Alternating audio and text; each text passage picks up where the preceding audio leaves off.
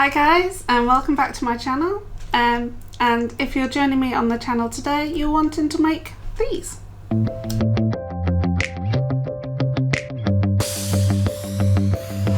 Welcome back to my channel. I'm Becky from RjAfMakes. I'm the brains and the know-how behind RjAfMakes, and I design sewing patterns and fabric.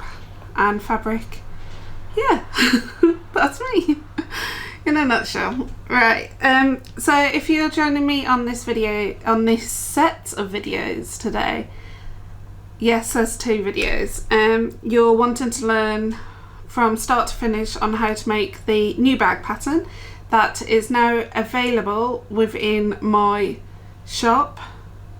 From the 9th of November it will be available in my shop.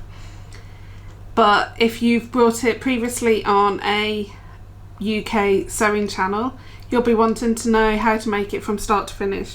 So the bag pattern that is in this video is called the Ready for Anything bag. The bag pattern is named after one of my club Patreon members. Rachel happily named the winning vote that we all voted for. And yeah, so it's called the Ready for Anything bag. The Ready for Anything bag is designed all around me. I'm sorry, a bit selfish, but I'm disabled. I either have one or two crutches when I go out and about, because I lose my footing and have trouble walking. And sometimes I can't have a bag that's got one way of getting in, and I'm so scared that a pickpocket's going to come along and try and nick something from inside my bag.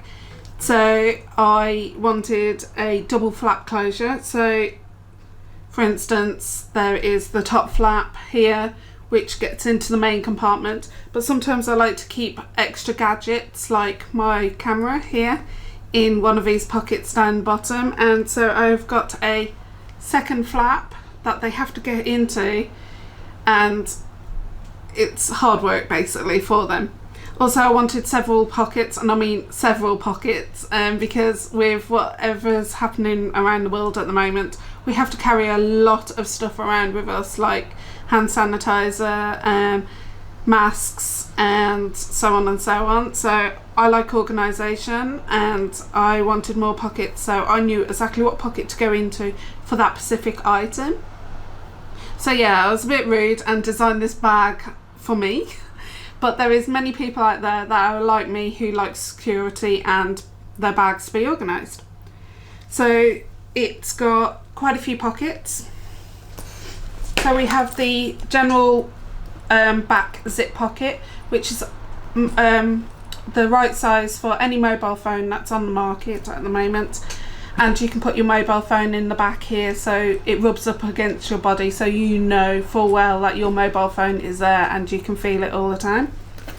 Then you have your first flap closure, and inside here you have a full large compartment, an inside zip and an inside slip pocket. There is some pictures going up now of the inside and what I actually carry around in my bag.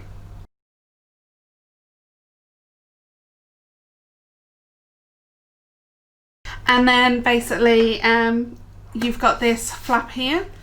It's Velcro or hook and eye, depending on what brand you want to call it. And then you've got two cargo pockets here. And like I say, I carry one of these cameras around in this, and they're only small little cameras that I put in here. And then I have an extra zip pocket, so I keep like anything loose in here. I do keep my hand sanitizer and my masks in this one pocket here. So yeah, it's a very organisable bag. You know exactly where everything is.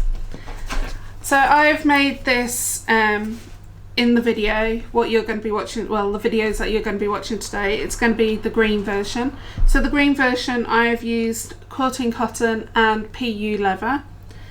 And then also on the pattern front cover is this one.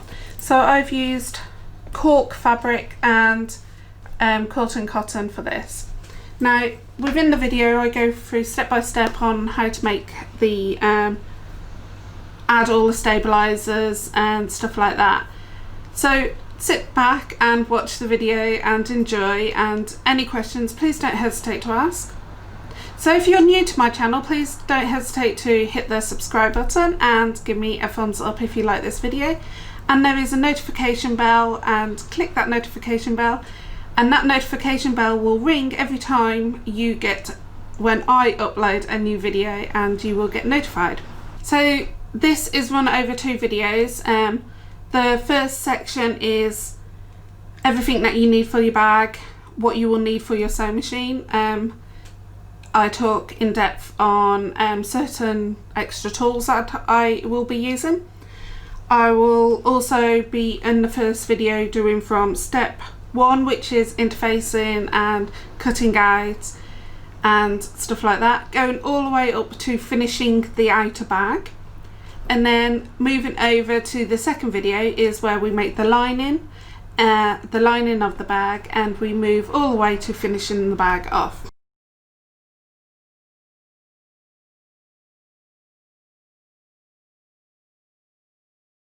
So without further ado, let's jump into the first video. Right, so the pattern is available as a digital download, or you can buy the paper pattern version. The paper pattern version you can get from myself, which is RjAfMakes.com. And with the paper pattern version you get an A1 sheet of templates. I'm not going to open this up because it won't fit on camera, but basically you just cut all the template pieces out as per normal. Everything is correct and stuck together as it's meant to be. The complete pattern is got loads of instructions and loads of pictures, but this video will go into in more depth of what stitch length I'm using and what needles and thread and so on and so on. It will go into far more details. So at the back of the pattern is a notes section. You might want to actually write down some notes regarding what happens in the video, and basically so you know bits.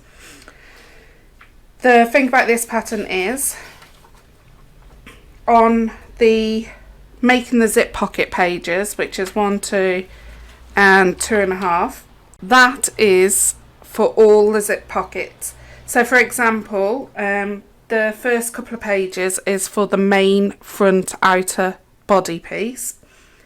And then if you go further along in the pattern where you're making the back panel of the outer back panel, that is, it says making the zip pocket, you need to reverse back to this section here and then basically follow these steps again. It's exactly the same instructions for both size zips. The only difference is when you're using a number 3 zip, it's a 3.8 letterbox. A 3.8 inch, that is, and if you're using a number 5 zip, you'll need to use a 5/8 of an inch letterbox. But I will explain this as I go along through the actual video. So for instance, you've got your back panel, which you need to revert back to this section here, which is at the start of your pattern, which is for your zip pocket. And then when you go to making the lining for your bag, it says here that you need to revert back to making the zip pocket. So you have to go back to the front of the panel pattern and actually reread this or follow these instructions again. Every measurement is the same on all the pattern templates for the zip. Right, so if you are downloading the pattern and you're digitally downloading the pattern, you'll need to print off the first page that's got a 1-inch square. The 1-inch square, my advice is to measure that first. If it measures 1 inch, go ahead, print off the complete pattern. If it doesn't measure 1 inch, you will need to go into your computer settings, your printer settings, and go to either actual size or 100% printing out. Once you've got that 1-inch square exactly spot on, you then need to actually rewind and completely fully print out the pattern. So there is quite a few pattern templates when you print out, all near enough on individual pages. Now there is one part that you are going to have to do, and that's this bit here. So on the lining gusset part B and the lining gusset part A, which is this part here, you need to trim this section off here and basically stick that onto here. Now the arrows are not going to join up, that's adamant, but make sure the two outer edges actually meet up. So basically just trim this off, stick these two together, and then completely finish trimming out the pattern. That's only for the digital pattern, if you're printing out the digital pattern. If you've got the paper pattern version, you don't need to do that. That's completely all sorted. So the next thing I'm going to show you is everything that I've used for my bag. Right, so everything that I'm using for my bag is this section. Basically, I want to show you all the materials that I've used and some pros and cons of using it and stuff like that. So for instance, for my main outer fabric, I'm using this green and blue fabric by Tula Pink. It's got squirrels on and that, and you'll see that as I go along making the bag. For my lining fabric, I'm using another Tula Pink. You will get the gist of my I'm a Tula Pink fan. Yes, I know. Right, so I'm using the Tula Pink fabric as well. So through the video you'll see me use these two fabrics. You'll know this one is my main outer fabric and this one is my lining fabric. Both of these are woven cotton fabrics, and these are like quilters weights. Now this is the vinyl that I'm using. When I say vinyl, for the UK we call it PU leather. PU leather is a synthetic plastic leather. It's got a full grain, this one has, and it's nice and shiny. This one is from Handmade in the UK, where Lisa Lamb, who actually owns it, is Lisa Lamb, who is a prolific bag maker. So if you're new to bag making and this is your first ever bag that you're making, my advice is to not use PU leather. If you are an advanced beginner and made one bag, then use PU. Get used to it because most bags look nice with PU. So I'm using this green marine weight PU, and it's got like a mild woven back into faced at the back. Right, so the next things you're going to need are your interfacing and your stabilizers. So for my interfacing, I've used a woven interfacing by Visaline, or Visaline, I don't know how people pronounce it, but it's Visaline, I think it is. And I'm using G700, and it's a glue one side and it's like a woven fabric on the other. It's just going to give you that bit more robust on your bag. The next thing that I'm using is my fusible fleece. So there's only two parts that I've got fusible fleece on, and that's the two flaps on the bag. Now at the moment they are cut the right size of the panel. I'm going to explain how to trim back this and fuse it on later on in the video. And then I'm using sew in foam, which is but all this is by Visaline, all these three components are, and this is H640 and this is Styreville sew in foam. Now you can use fusible foam, and I will explain to you when it comes to that section in the video how to use fusible foam and what you need to do other than what I'm doing in the video. So those are the three interfacing and stabilizers that I'll be using for the bag. Okay, so in the picture you'll see some zips, some swirl trigger clasps, hooks, whatever you want to call them, some D-rings, a metal handmade tag, an adjustable slider for your strap, and some Velcro or hook and eye, depending on what brand you are buying. So let's talk about the zips. So in this picture here that you can see at the moment is basically 3 zips. I'm using 2 number 5 zips, and those are the rainbow zip tape ones with the rainbow zip pulls, and the blue one is a number 3 zip. So later on in the instructions and in the video, I will tell you what size the windows of the letterboxes are needed for each individual zip. The difference between these 2 zips, there is a video on my YouTube channel which you can go over to, and basically it explains the difference between the zips. So for instance, I'll just basically point out a few things. You'll notice the zip pulls on the blue is a lot smaller than the 2 other zip pulls, and you'll notice the zip tape on the blue is a lot smaller than the 2 green zips. Is the blue one is a number 3 zip, and the coil in the center from edge to edge measures 3 millimeter. And then the 2 green zips, you'll notice the rainbow teeth are a lot wider than the blue one.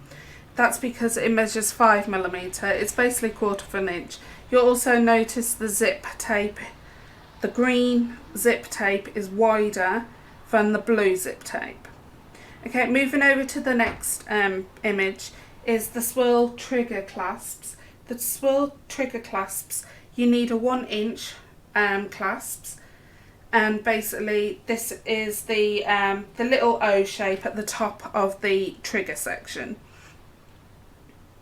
Now I'm using all 1-inch ones, but you'll notice my one on the right hand side is a lot smaller. That's going to be the one that's going to be dangling from my flap as my flap closure of my main outer flap. It's because I don't want a big chunky one on the front of my bag. The next slide is an optional extra, which is a handmade metal tag. Now these come in different varieties. This is just a box standard square one, and it's easier to use for a beginner. There is other ones with screws on the back, but I've gone with the ones that have got the prongs on the back, and I'll show you how to pop this on in the video and what measurements I'm going to use on that.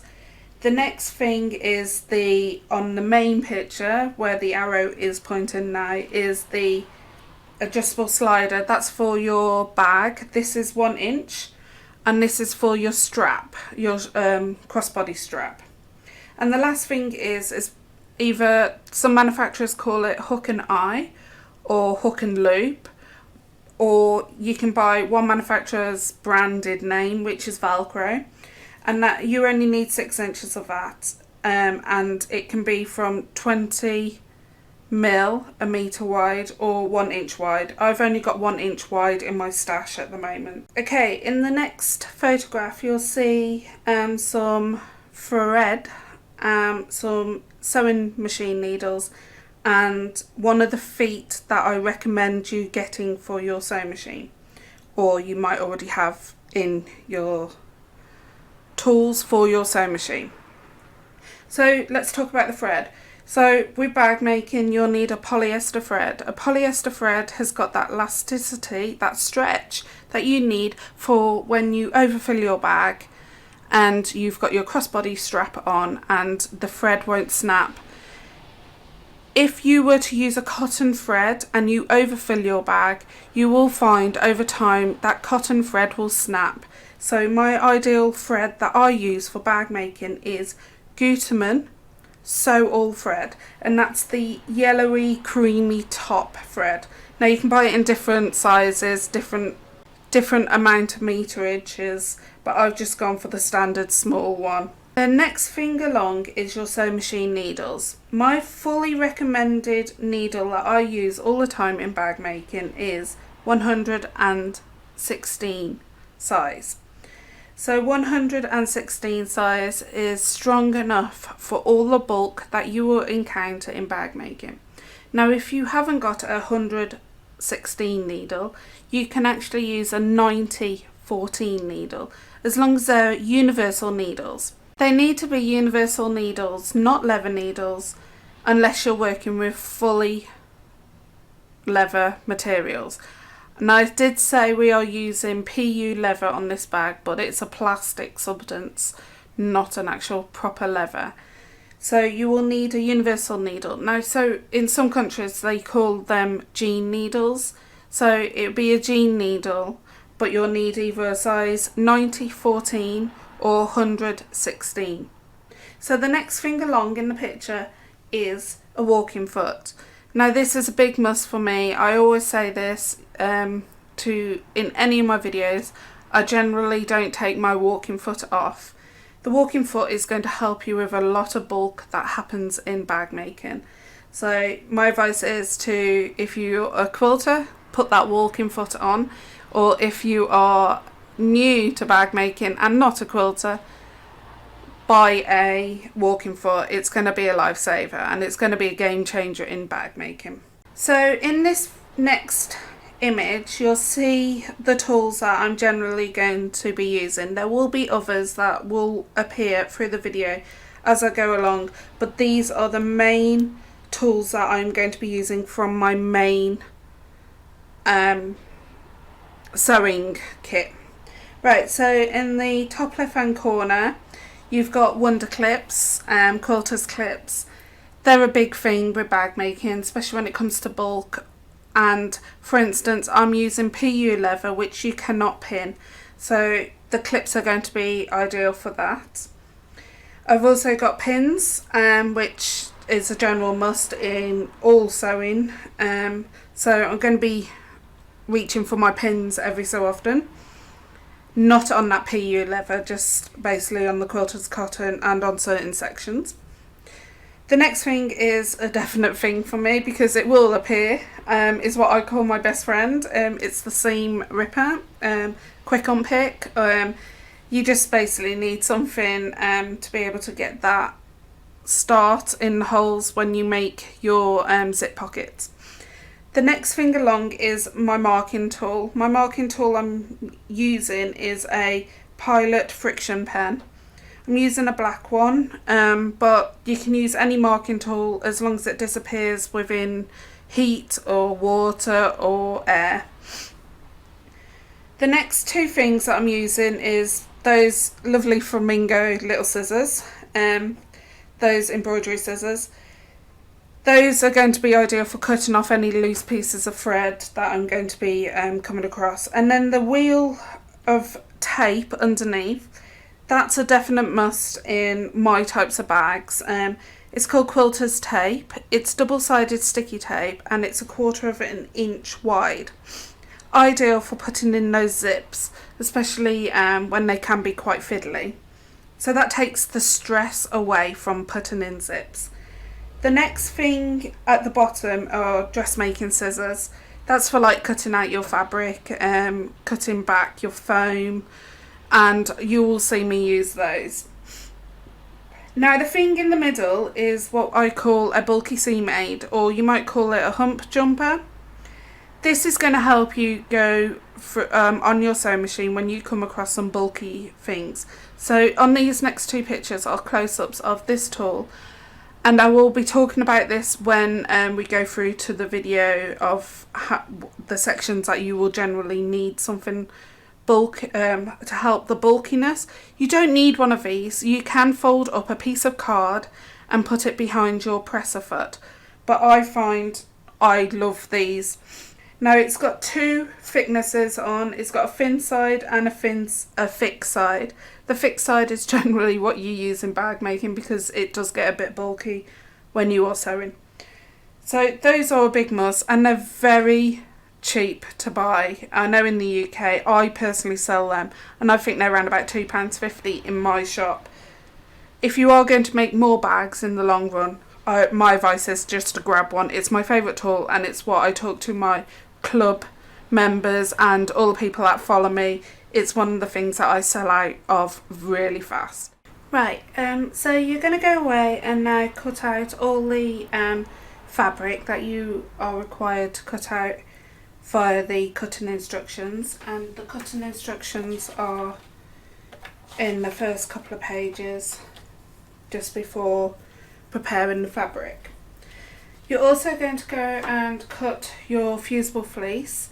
Your fusible fleece has to be the same size as your pattern template, and then later on in the video I will show you how to trim it back as per explained in the preparing the interfacing and the preparing the fabric section, and I will also show you how to fuse the fusible fleece. You also need to cut your sew-in foam. So your sewing foam will actually be wider than your actual template. I always tend to go around about 1/2 inch bigger all the way around. If you're using fusible foam, you'll need to cut the fusible foam to the same size as the pattern template and then cut it a further 3/8 of an inch in. Pretend this is your fusible foam. What you will do is cut it to the actual size of the template, and then you will further cut it 3/8 of an inch shorter all the way around. That means when we come to fuse it onto your fabric panel that is required for the fusible foam, it means that it's in the sewing area, the seam area, it's free of bulk. But I will explain this as I go along. Okay, we're going to start the bag now and get sewing. So we are going to start off with making the front panel. So for instance, I'm going to start off with preparing my fabric. So I've got a front panel, which is my quilting main outer fabric, and it's quilting cotton. On the back I have used my fusible interfacing, and that's that woven interfacing, and I've laid this on top of some foam and basically cut around the foam, leaving access of the foam all the way around. For my sew-in foam this is. Now if you're going to be using fusible foam, you would have cut the foam to this specific size of this fabric, and then you would have cut it further in 3/8 of an inch all the way around, and then basically you can just go ahead and fuse that to the wrong side of the fabric. But I'm going to show you the sew-in instructions as it's what I talk about most in the pattern. Okay, so you're going to pop your fabric panel, your main front outer body fabric panel, wrong side to the foam, and you're going to get some pins and pin it all the way around. And what you really want is no creases in the fabric.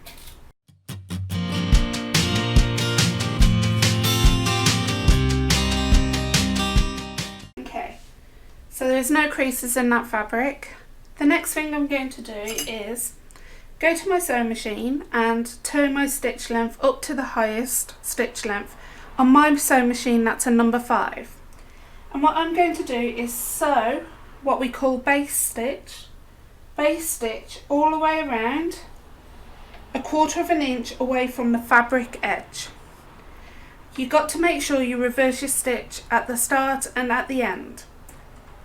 And I will show you this on the sewing machine camera.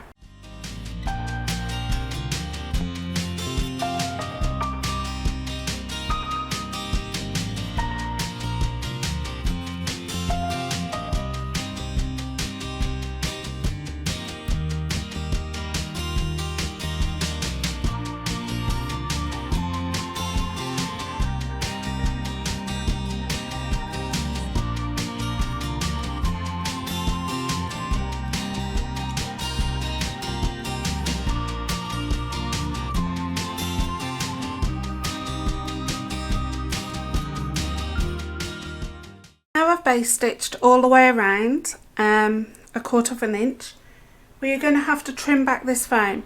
Now to trim this back, we need to flip this over, and we are going to trim it back to where that sewn line is. So you're going to get a pair of sharp scissors, but not your dressmaking scissors, as foam does blunt your scissors. You're going to trim it at an angle, and what you're trying to do is basically you'll end up having your foam free from your seam area. Now you need to go around and do that to all this panel.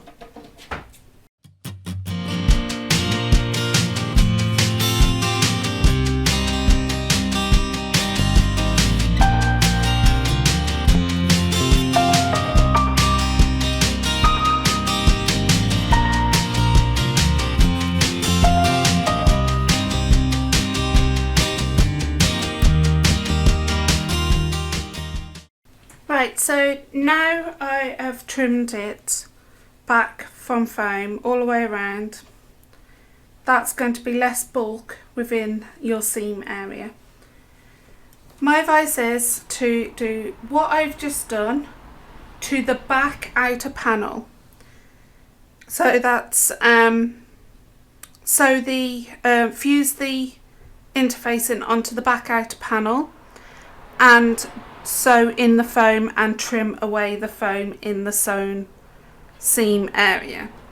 Now if you have used fusible foam, you will have a foam piece fused in the centre, and you will have this fabric free around about here, so it's 3/8 of an inch, so it's an extra 1/8 of an inch away from this sewn line. And do that for the main back and front outer panels. Okay, so we're now going to go on making the outer zip pocket on the first panel. So we're going to work on the front panel to start off with. So we are working on the zip, making the zip pocket section within your pattern. So we need to find the centre top and the centre bottom of the main outer panel. And we need to find the centre top and the centre bottom of the zip panel. The zip panel I have interfaced with woven interfacing as well. So the way I actually find the centre top and the centre bottom of this panel is I fold it in half, matching up the edges, and I just snip into the seam allowance. So I'm just snipping into that 1/4 of an inch, not much, and that's exactly where my centre is. And I'm just going to do the same for the bottom edge as well. Okay, I like to go one step further because I can't really see where I've snipped. I'm just going to pop some pins in that area so I know which is my centre top and centre bottom. Okay, I'm just going to put that to one side. The next thing I need to do is find the vertical of this zip pocket lining piece. So I'm just going to fold this in half. Now you can go to your own and give this a good press. I'm just going to give it a really good finger press.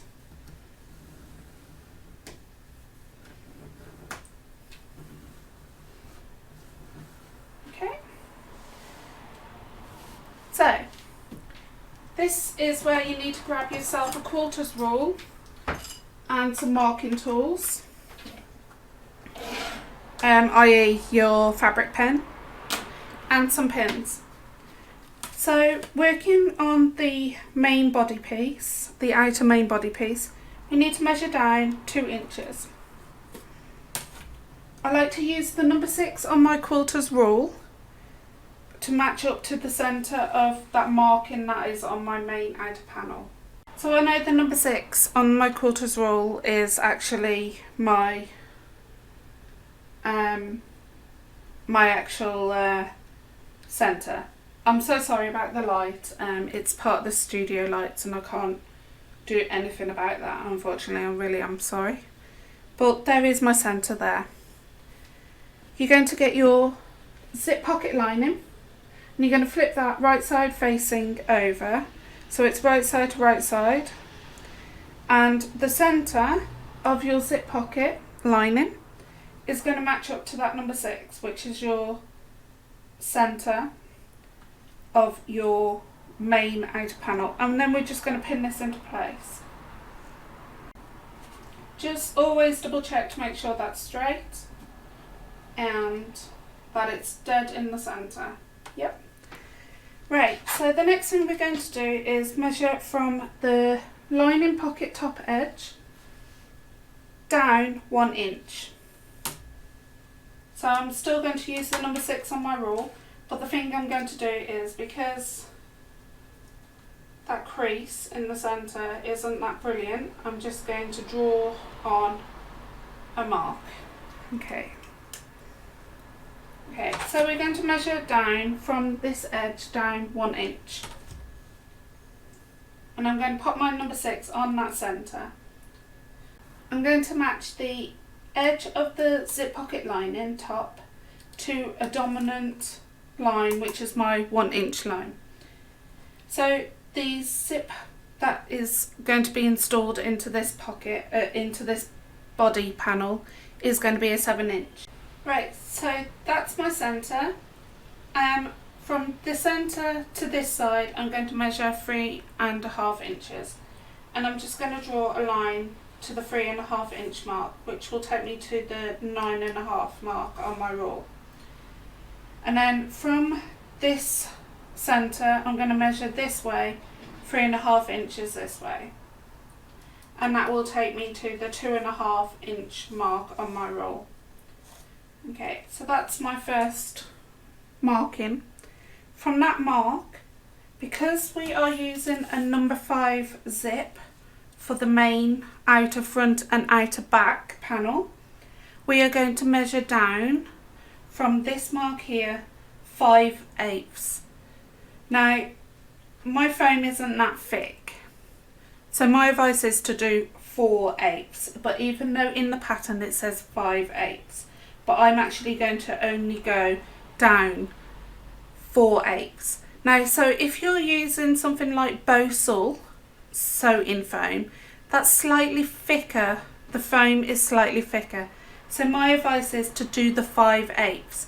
But if you're using Viseline sew-in foam or fusible foam by Viseline or Viseline, that's the Styleville range, you need to measure down 4/8. So I'm going to do 4/8, and that's for a number 5 zip.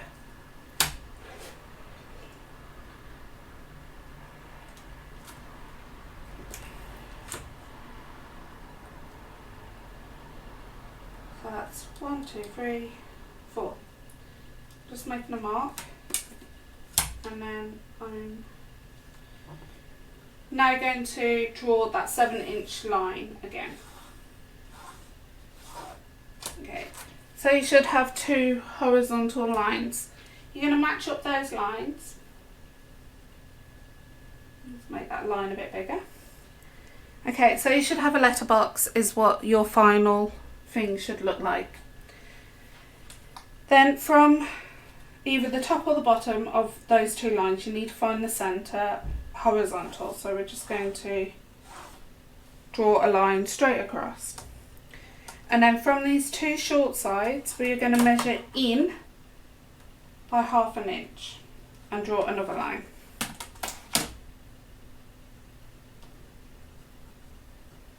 Okay, the next thing we're going to do is draw a triangle from this corner to this centre, and then from this centre to this corner. And you're going to repeat that triangle on this bit here. Right, so ignore this next bit. These triangles are for cutting out, but I like to get them drawn on now for the later steps. Okay, so the next thing we're going to go and do is go to our sewing machine, and you're only going to sew on the outer lines all the way around, making sure you reverse your stitch. I like to start off in this corner here at the bottom and finish on this corner. We are not going to sew anywhere inside this rectangle box. I'm going to use a stitch length 2.4 on my machine, and I'm going to keep my walking foot on my machine. And you can watch me do this on the camera on the sewing machine.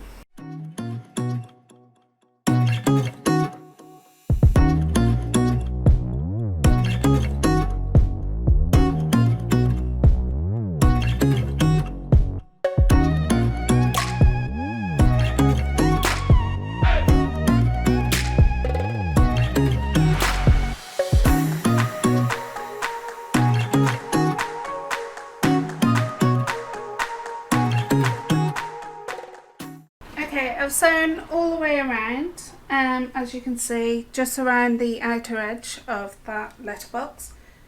So next thing I'm going to do is where those two vertical lines are, I'm just going to pop a pin in.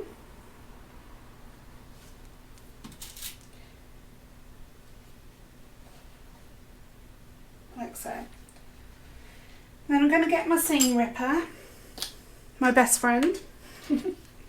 And this centre line inside the box, I'm going to pop so my seam ripper comes out on the outside, to the foam side, and I'm going to steadily just pull my seam ripper up to that needle. And the reason why we put those needles in, my seam ripper, I'm trying to get past that needle, that pin, sorry. And my seam ripper won't let me because the pin's stopping it. I'm going to flip this around and repeat the same process. Go into that needle there. Okay. I'm going to remove those pins now. So the next thing you're going to do is, so we've cut through that part at the moment, but we need to cut it further. So these these angled lines, we need to cut to where that sewn line is. So you're going to have to be super careful. So this way you're going to get your scissors in, and you're going to be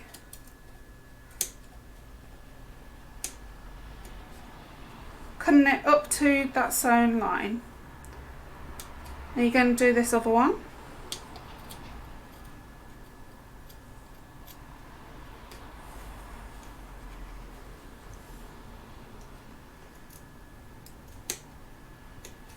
But you're not cutting into that sewn line. Then you're going to repeat it for this one as well.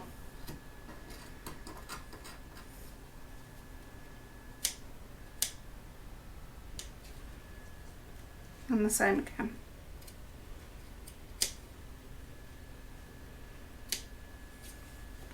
Okay, so I've cut as close as I can to those sewn lines. Right, so the next thing we're going to do is trim away the bulk in this area here. So we're going to have to flip this over, and we're going to get the scissors in to trim back this foam to the sewn line. So you have to do that at an angle. We're not cutting the fabric. We are only cutting the foam away.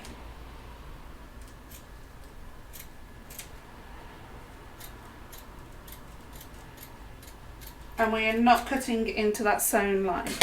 So basically you want the foam free in this area, and you're going to do that all the way around, even the two triangle bits.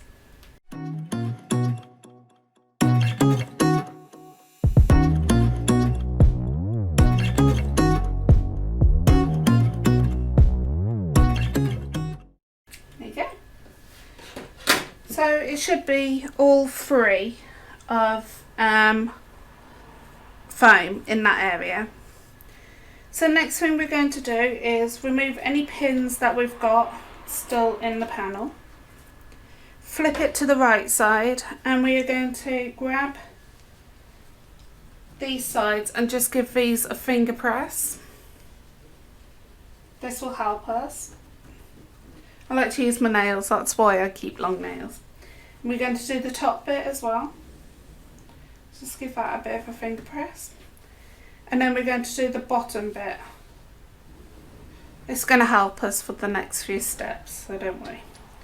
So next thing we're going to do is grab these two bits and post, like you're posting a letter, through that letterbox hole.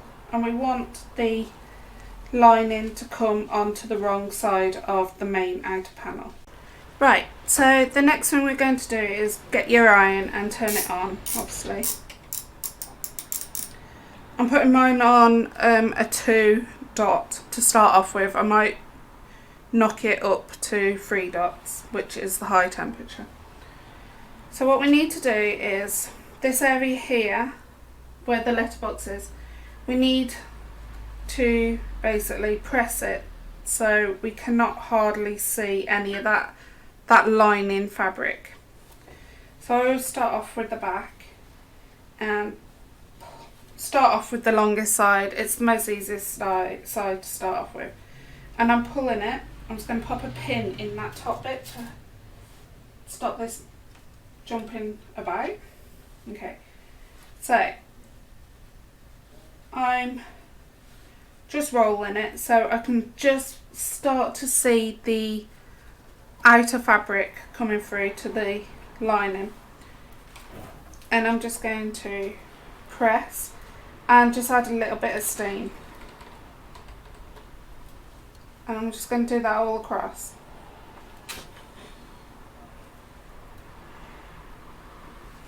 Okay. Then I'm going to take this pin out and do the same for this top part. Now this part is the fiddliest part. Now if we get some creases here, it really doesn't matter, so don't worry.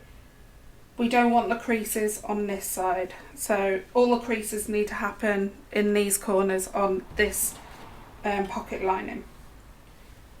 So I'm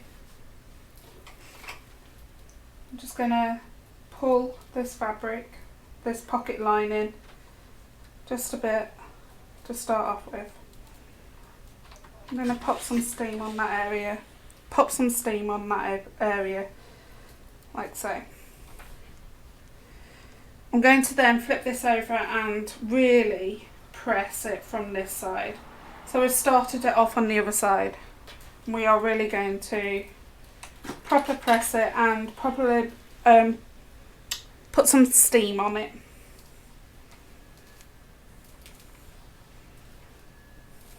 I'm just going to readjust that.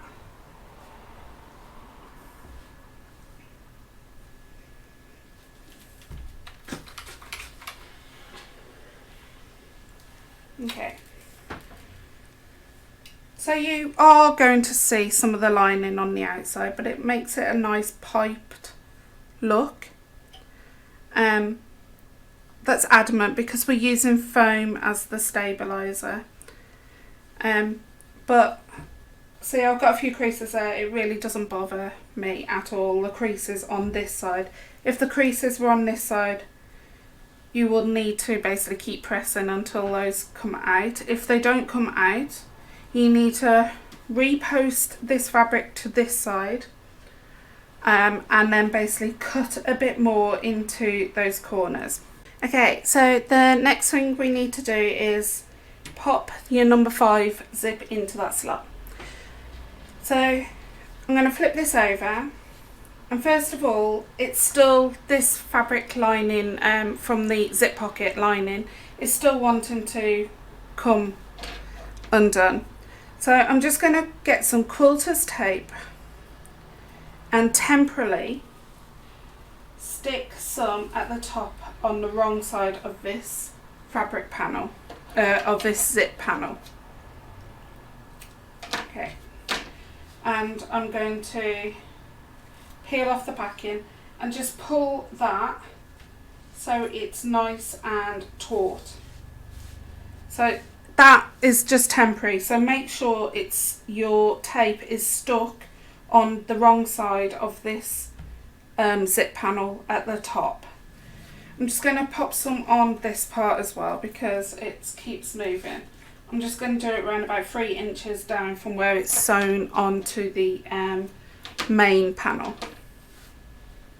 And peel that backing off. I'm just going to pull this a bit so it's nice and taut, and then just flatten it down. Just make sure that's alright. Yep, that's fine. So we're going to move on to popping the zip into that slot there.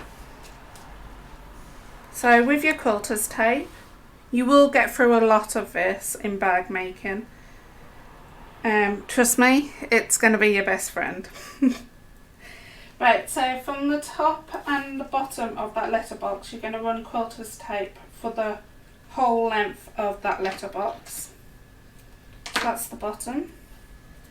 And we're just going to do the top as well.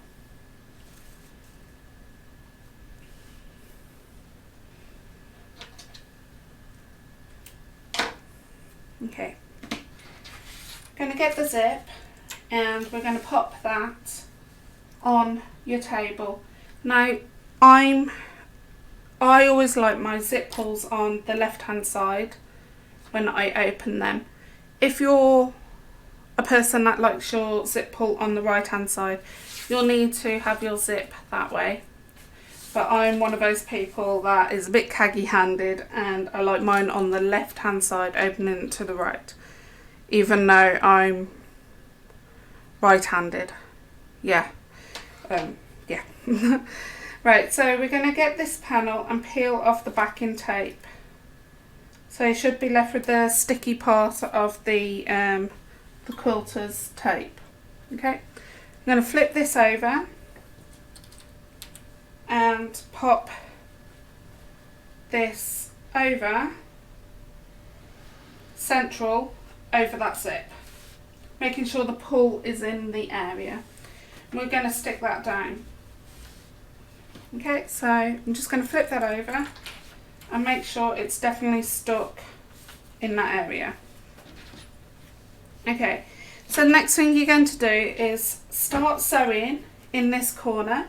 You're going to sew 1/8 of an inch away from this edge here.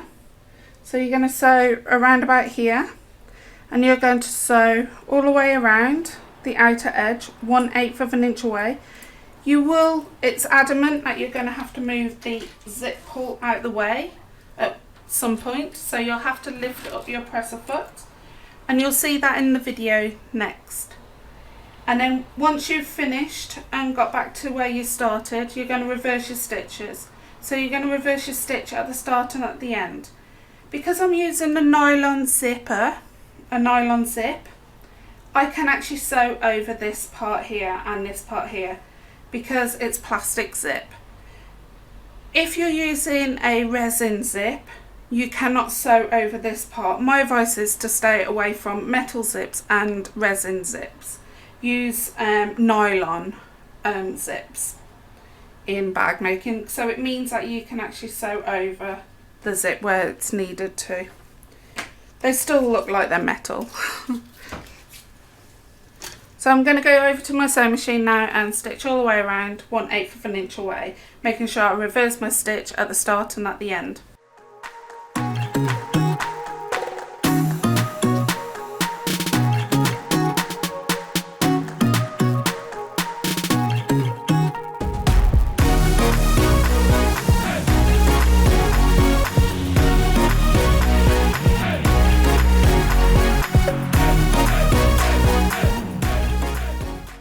Okay, so I've sewn all the way around 1/8 of an inch, and I used a stitch length 3.5 on my machine.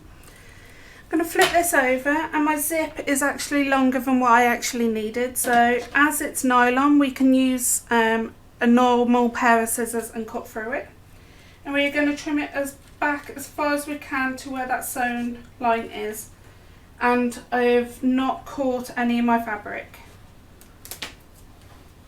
And I'm just going to repeat the same for these here. Okay. So the next thing we're going to do is remove that temporary tape that we put in. So we're going to peel back that top bit and just peel off that tape. Now you might need to get your nails in and start that off. And then we're going to do the same for this one as well. Okay. So we need to just finish off this pocket. So the way we do that is bring this up to match the top of the lining. Now, if you've got a little bit overhanging there, that really doesn't matter. We're just going to really finger press that bottom part there, that fold. We're going to flip this over and we're going to get some pins. So we're going to move this part here, and we are going to get just the two lining of the pocket pieces, and we're just going to pop some pins along the top to hold them together.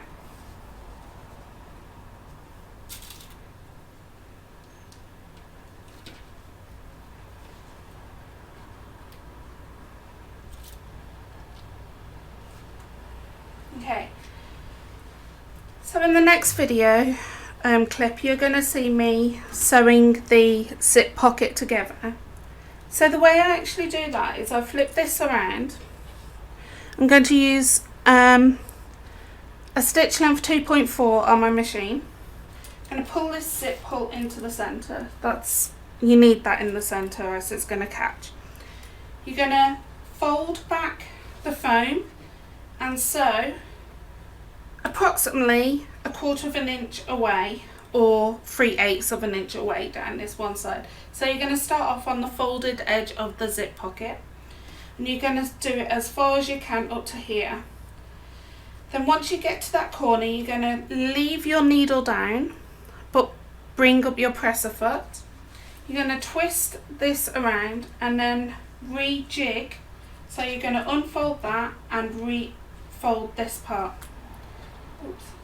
Now, some walking feet will actually manage to sew 1/4 of an inch away from here. Now my walking foot's quite wide, so what I have to do is when my needle is down at this point, I drop my presser foot back down, but then I move my needle towards the sewing machine. So you might need to move your needle position just to sew across this bit here.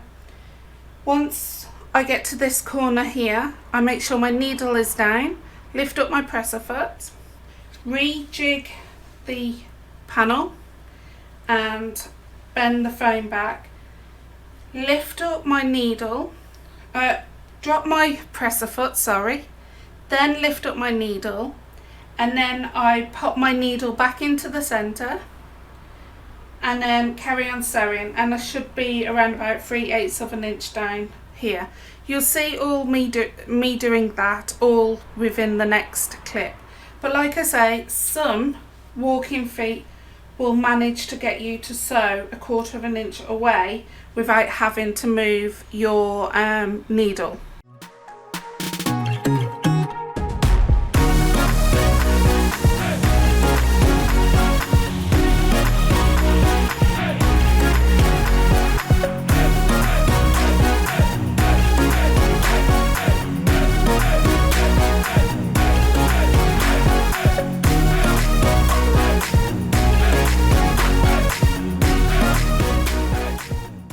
Okay, so we've now made the zip pocket, and my advice is, as you've already put the foam on the back panel of the main outer bag, you might as well go ahead and do the zip pocket on that one as well. And as you can see, the zip pocket tutorial, as it states in the pattern, the zips fall in the same place. All the zips, the zip pockets do actually fall in the same place for all these types of body pieces. Right, so I'm going to pop these to one side and we're going to move over to the outer slip pocket, which is the cargo pocket, which is underneath the flap. Right, so you should have 2 pieces. You should have main outer fabric and 1 lining fabric, and both of these are interfaced to give it that robust feel. So the thing we're going to do is pop these right sides together, and we're going to clip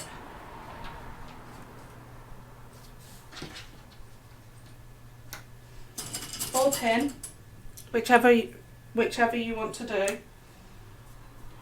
And then you are going to go to your sewing machine and sew 1/4 inch away using a stitch length 2.4 on your machine.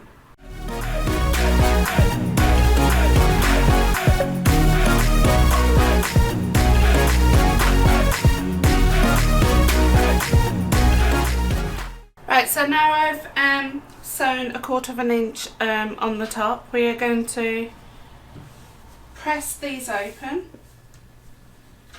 and basically roll it so let's start from the outer edge to make sure you can't see the lining. So I'm just going to go over to the iron and give that a good press. Okay, I've given that a good press. The next thing we need to do is top stitch 1/8 inch away from this edge where the lining joins. So that's the top of the slip pocket, the cargo slip pocket. And then, while I'm at my sewing machine, I'm going to baste stitch all the way around, so this is one complete piece. So I'm top stitching at a length of number 3 on my sewing machine, and then I will knock my stitch length up to a high stitch length, so on my machine that's a number 5, and baste stitch around this area here, just so these are one complete unit. Okay, for this next step we are going to find the centre of this cargo pocket and give it a good finger press. So I'm just going to match that up and just give that a really good finger press. Okay, so you need a marking tool that's going to disappear with air, heat or water, or chalk, whichever marking tool you want. And then from this side we are going to measure into the centre 5 1/4 inches. That's 1, 2, 3, 4, 5 1/4. And we're going to draw a line from top to bottom. Okay, we're going to repeat the same measurement on this side into the centre again. So that's 1, 2, 3, 4, 5 and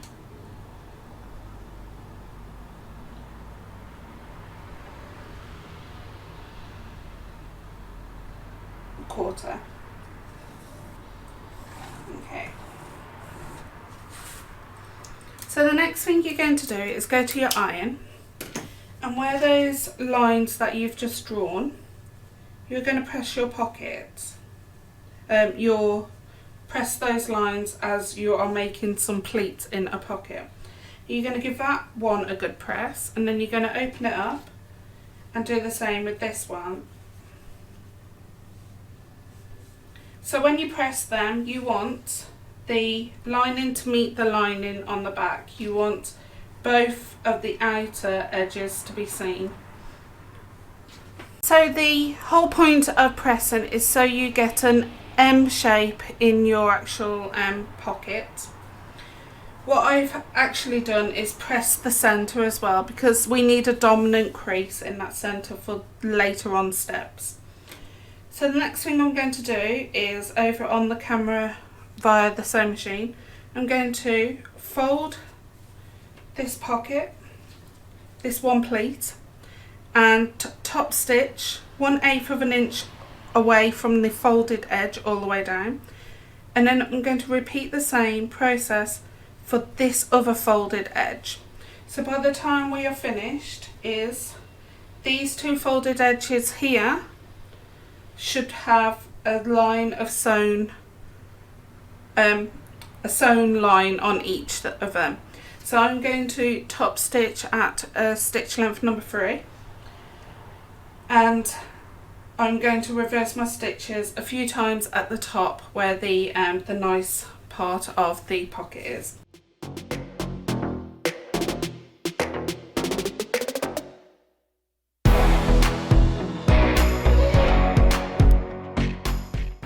Okay, so I went ahead and top stitched down that one folded edge and this one folded edge, so it's more of a dominant U shape in the centre. The next thing we need to do is get our Velcro or hook and eye, depending on what brand you're using. And if you've got the exact measurement that the pattern calls for, which is 6 inches, you need to cut this in half. So it will end up being 3 inches per piece. Mine's just slightly over that, so I'm just going to trim that down. So the first one is 3 inches. And then mine's just slightly over, but I want to trim that back. Right, so the next thing I'm going to do is peel off the rough side of the Velcro or the hook and eye, depending on which, the one touch fastener. And we're going to pop the rough sides pieces to one side. And we're going to work with the 2 softer sides. So don't obviously throw those away, they're for your flap part. Okay, so the first thing we need to do is pop some Quilters tape on the back of these.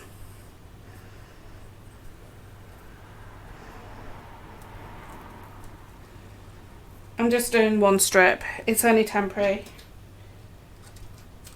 That's one.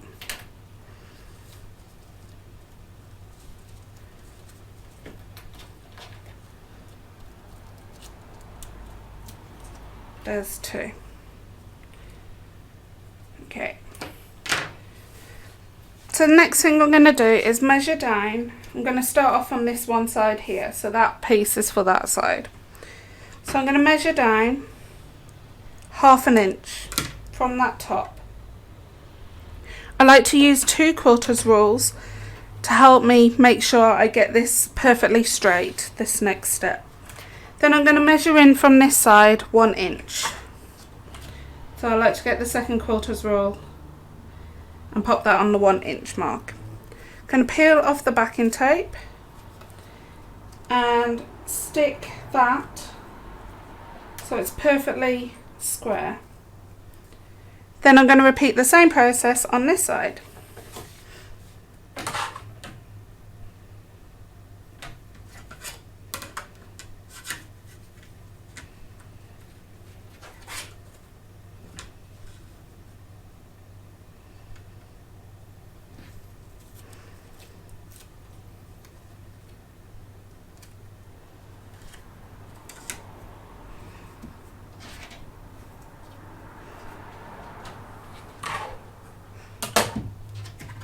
So now they're actually temporarily stuck onto your actual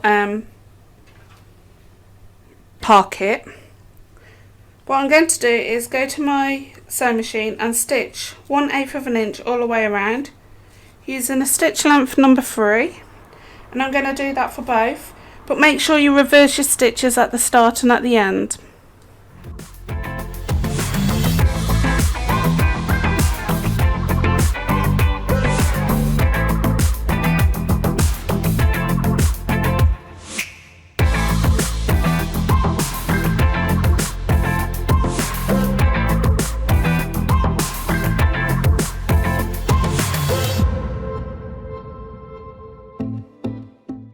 Okay, so you should have both of your hook and eye or one touched fastener or whatever it's called actually stuck into place and sewn into place. So we're going to get the main outer front panel that we've been working on, and we're going to find the centre top and the centre bottom, and I've just stuck some pins in. I'm going to flip this over, and the next thing we need to do is move this zip pocket out of the way. So I'm going to fold it up and pin it into place. Just temporary for a little while. So I'm going to flip the panel back over, get that cargo slip pocket, and I'm just going to find the centre top of the actual cargo slip pocket. Even though I have creased it, I just want to make sure I can physically see it. Okay, so where the centre bottom is, we're going to match it up to the bottom crease of the centre of the cargo slip pocket, and I'm just going to pin that into place. And then I'm just going to naturally bring my finger down from the top centre of the outer panel and make sure this pin is in the centre, and then I'm going to pin that to the actual main body. So the next thing I'm going to do is go to my sewing machine, and we're going to stitch down this centre here. I'm going to use a stitch length 2.4 or a number 3 depending on the thickness of your actual foam, and I'm going to reverse my stitch a few times at the top.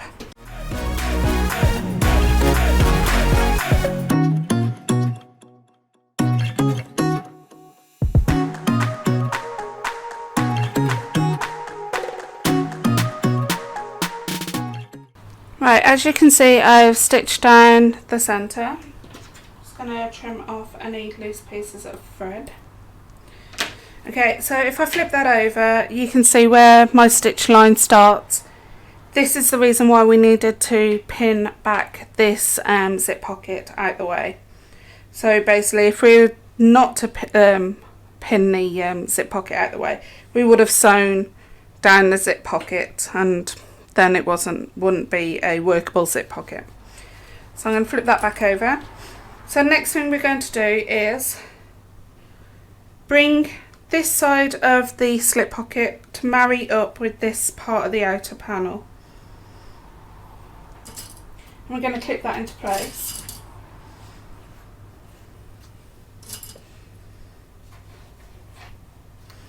And then I'm going to do the same with this one here.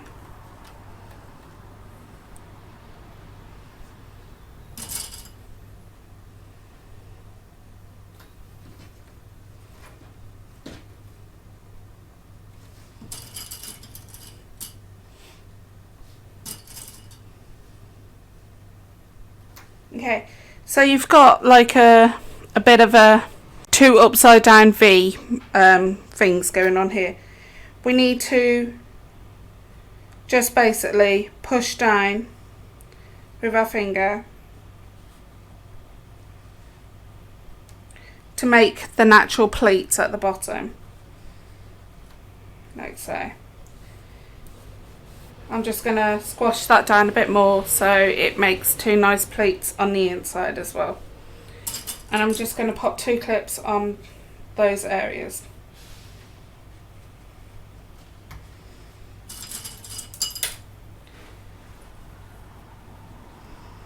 Okay, so the next thing we're going to do is go back to our sewing machine. Let me just get that better. We're going to go back to our sewing machine and base stitch. So I'm using a stitch length number 5, and we're going to base stitch around here and up to the other side of the cargo slip pocket. We're not going to base stitch anywhere else, and we're going to base stitch 1/4 inch away from the outer edge.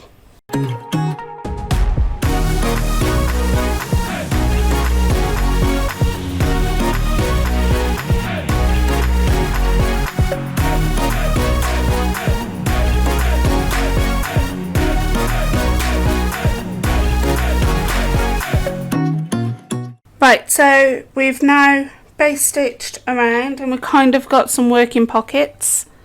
So the next thing I'm going to do is just flip this over and remove that pin and bring down this lining that's adamant. Okay, and then I'm just going to take any other pins that I have in this body piece out. So we're going to make the flap, the under flap that goes and closes up these cargo pockets.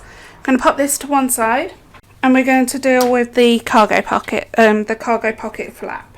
Okay, so you should have an outer fabric piece, a contrasting outer fabric piece, and a lining piece.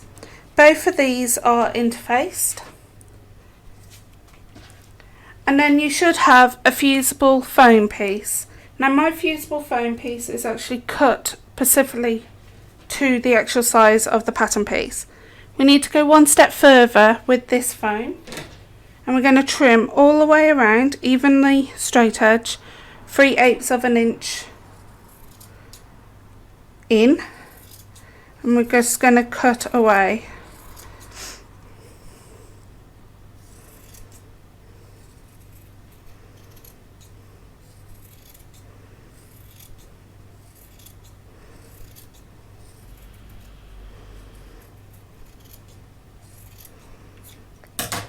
And then we're just going to throw this bit away. So we're going to get the contrast outer piece, flip it over so the wrong side is facing up. We're going to get the glue side of the fusible fleece and pop that onto the wrong side of the flap. And then you're going to go to your iron, making sure you've got steam and some water in your iron. You're going to get a pressing cloth, pop the pressing cloth over the top of this, and you're going to press this foam into place. You need to make sure this fusible fleece is in the centre, so you have a gap of fabric which is free from fusible fleece. Okay, so I've fused the fusible fleece, and the way I make sure it's fused is I just run my hand along, or my finger, around the edge to make sure it's actually stuck into place. If it lifts up, go ahead, go back to your iron and pop some steam back onto that. Now I'm just going to pop this to one side, and we're going to work with the lining piece. So we're going to stick this Velcro pieces that we had left over from the other pieces into place. So the way I do that is obviously stick some Quilters tape on the back,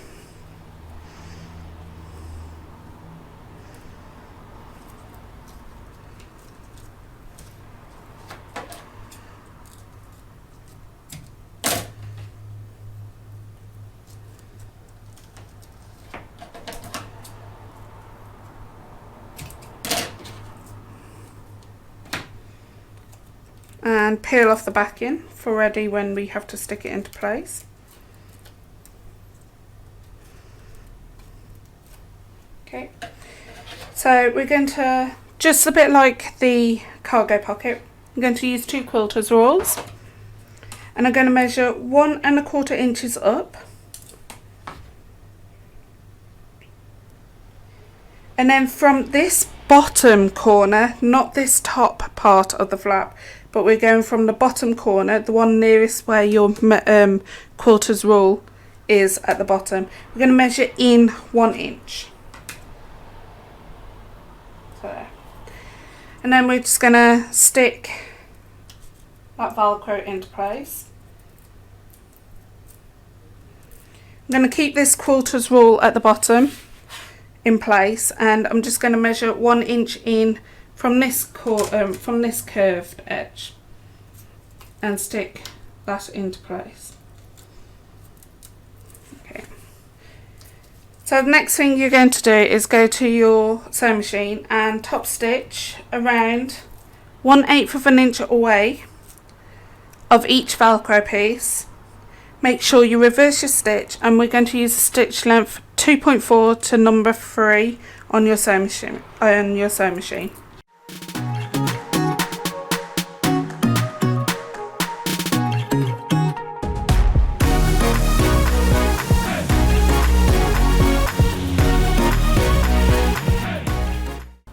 Right, so I've sewn around the edges and made sure I reverse my stitches at the start and at the end. So we're going to pop the right side of the outer part of the flap to the right side of the lining piece. We're going to clip all the way around.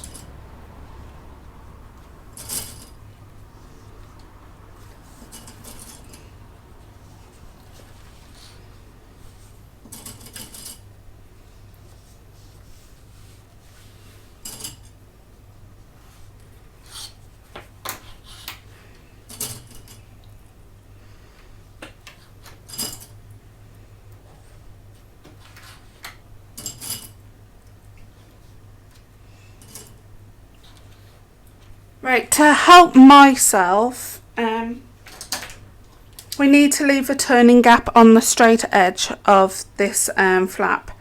So to help myself, I always leave 2 marks so I know where to start from and where to end my rows of stitching. Because I'm using PU, in the pattern I say to leave a 3-inch turning gap, but I'm going to leave around about a 4-inch turning gap because I'm using PU leather. So I'm just going approximately in the centre, and I'm just going to mark the largest turning gap. So I'm going to go to my sewing machine using a stitch length 2.4. I'm going to start sewing here, reverse my stitch, go all the way around and end up in this at this mark here and reverse my stitch. I'm going to use a seam allowance of 3/8 of an inch.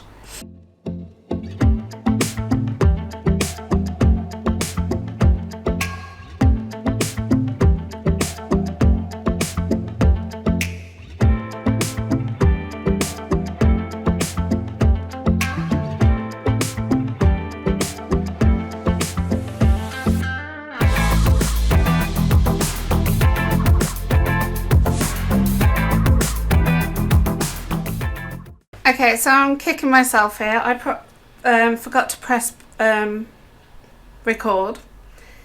So I'm going to insert some footage now on how to birth the pocket, the flap, so it's right side facing out, and how I top stitch around it, and how I basically fold this up here.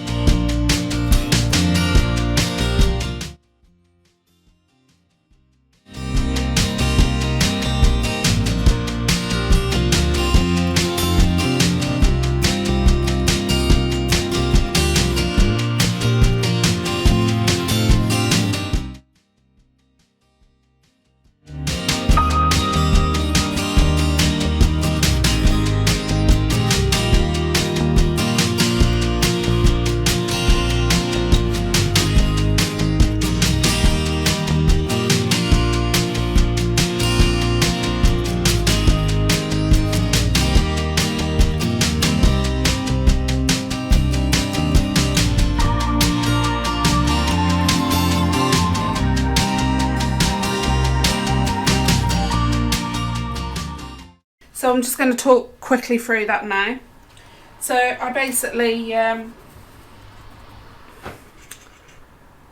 so the fabric's going to be a bit different in that video clip, and I do apologise. So all I did was trim away the excess seam allowance, and then where that turning gap is, I basically turned the flap right side facing out, poked out the corners, and then basically gave it a bit of a press, only a light press. Then I rolled the seams, so you can basically don't see any of the lining from the front side of the flap. then I clipped it into place, and then I'm just finished top stitching around the edge. And I do say in the video that you can either do it 1/8 of an inch away or 1/4 of an inch away. It's totally up to your confidence of how close you want to sew to the actual outer. Totally up to you. If you're using woven fabric for your contrast outer, then you will be able to press those two excess seams inside. As I'm using PU, I just had to use a bit of Quilters Tape and fold those up and stick those into place. It's only temporary measures. We're going to top stitch over that now. Right. And once again, I need to apologise. I forgot to press record. Right, so we're going to move on to adding this flap to the front outer panel. The zip pocket is definitely pointing down now, so make sure there's no pins and it's not still poking up. And then we're going to flip this over. So the first thing we're going to do is get the Velcro and stick those into place over the flap, over the cargo pocket. Okay. This should be approximately 2 1/4 inches. What we're trying to do is just make sure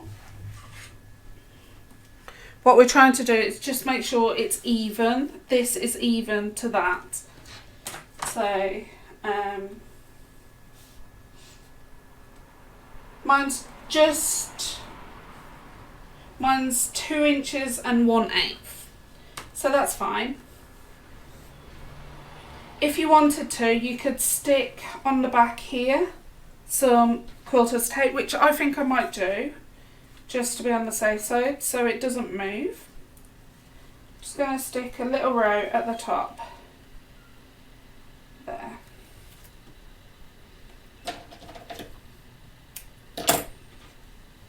I'm just going to peel that backing tape off. And then I'm just going to stick that down, and yeah, it's about 2 inches and 1/8 for me, so it's approximately 2 1/4 inches, but as long as it's neat and straight, then that's fine.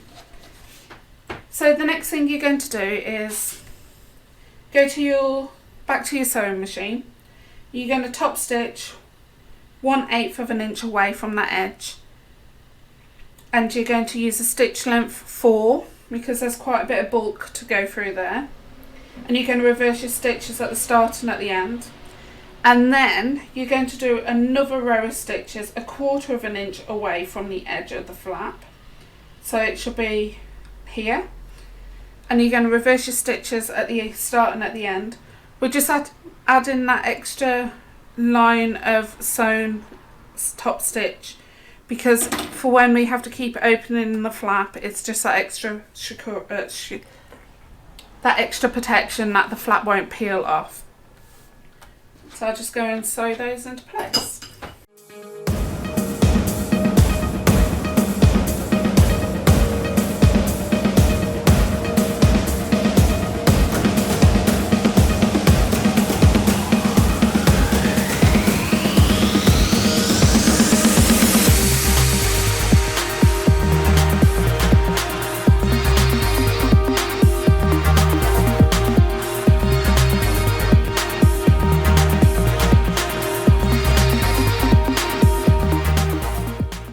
Okay, so I've top stitched 2 rows of stitches, as you can see.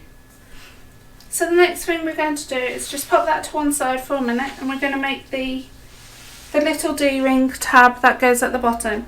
I do want to actually touch on this part as well. So here's my sample. Now it's up to you whether you want to put a rivet in or whether you want to sew as close as you possibly can to where that D-ring is. That's totally up to you. I'm going to add a rivet into this pocket here because I just like the look of the rivets. Now, some people have been messaging me since this was featured on the sewing channel on the TV, and they wanted to know, does it have to have this closure here? So this extra swirl clasp. The answer is no. Okay, so you can change this clasp up to a D-ring. So you can put a D-ring here if you wanted to, rather than the swirl clasp. And then where this D-ring is, we won't be putting a D-ring on if you're going to go for the option of the D-ring. And this piece here you can make longer and basically add some Velcro. Once we've made it into the neatness, you can add some Velcro and basically add some Velcro on the one side and then on the other side, and then you can just close it. I'm hoping you're understanding that. There is also other options as well, so you could use like a in the flap here rather than having this part here, but you like the double flap, you can add some magnetic snaps into the flap here. It's totally up to you, but I'm sticking to the pattern today, and then hopefully in the future there will be some extra tutorials on how to change the closure of this bag. Okay, so sticking to the plan of the pattern, I'm going to flip the D-ring tab over and I'm going to find the centre. As this is 1.5 inches, you need to measure 3/4 of an inch in and draw a line.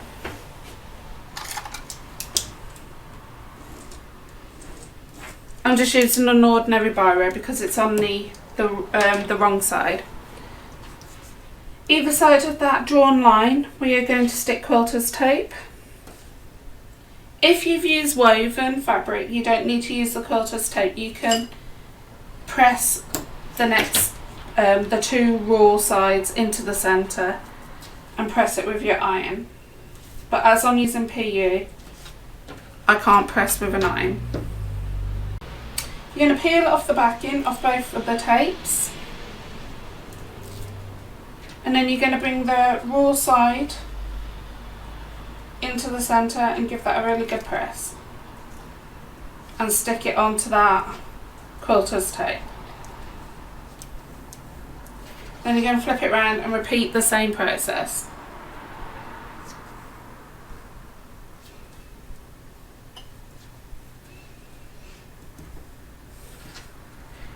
Then we're going to go to our sewing machine using a stitch length 3.5. Going to sew 1/8 of an inch away on both of the folded edges down from the top to the bottom.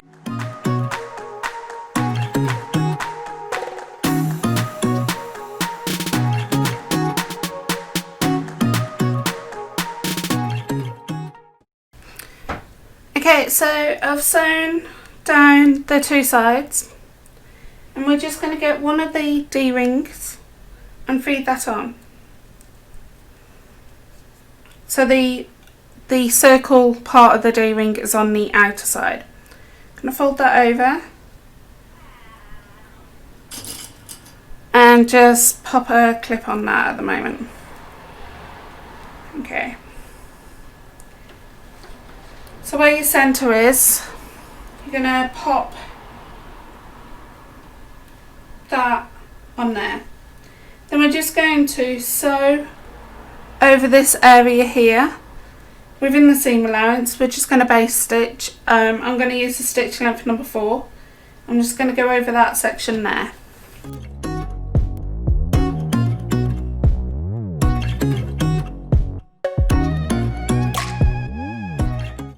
Okay, so I've base stitched over that, just slightly.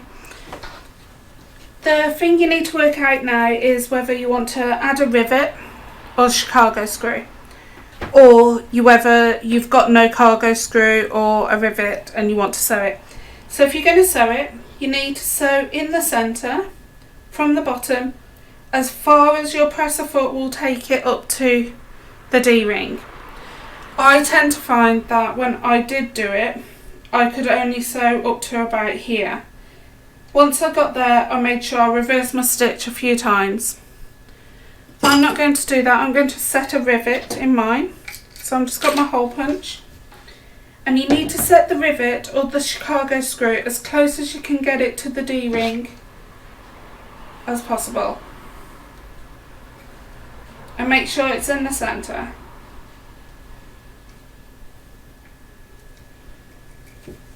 And punch a hole, like so. I'm going to get the first bit of my rivet, which is the barrel side. I'm using a 9mm cap rivet, and these are 6mm length in barrel. And I'm just going to pop that through that hole, flip that over, and then I'm going to get the cap side, and that's just got no barrel.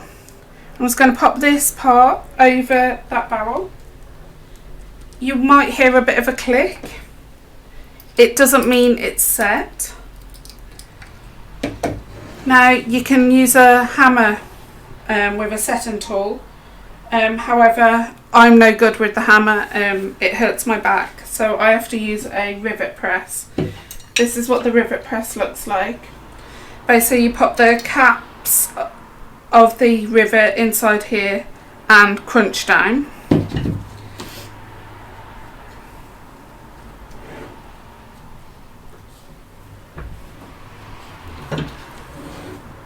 There you go, and the rivet is set. It's not going to come undone. So we've finished the front outer panel. We're going to pop this to one side and we're going to move over to the gusset. Okay, so we're going to make the bag outer gusset. So there is a few things that you will need. So you'll need your contrast outer base piece. You'll need your 2 contrast pieces, which are your tabs for your D-rings, and you'll need 2 D-rings. You'll need your 2 side gussets pieces. Optional extras are the rivets. It's optional. I like the rivets. If you're not going to use rivets, you can actually sew, or you can use Chicago screws. And then a main thing you're going to probably need is either a bulky seam aid or some card where you can fold up to put underneath your presser foot. This will come in handy in the next few steps for your sewing machine, that is. Right, so all these pieces here have been interfaced with woven interfacing. I'm just going to pop those 2 to one side. I'm just going to work on the D-ring tabs. So I'm going to flip those over and find the centre. So these are 1 1/2, so it's 3/4 of an inch in, and we need to mark.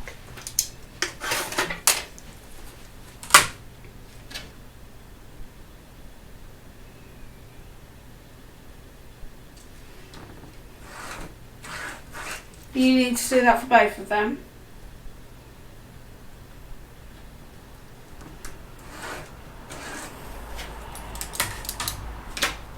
Okay, so either side of that drawn line we need to stick quilters tape, and that's on both of the tabs.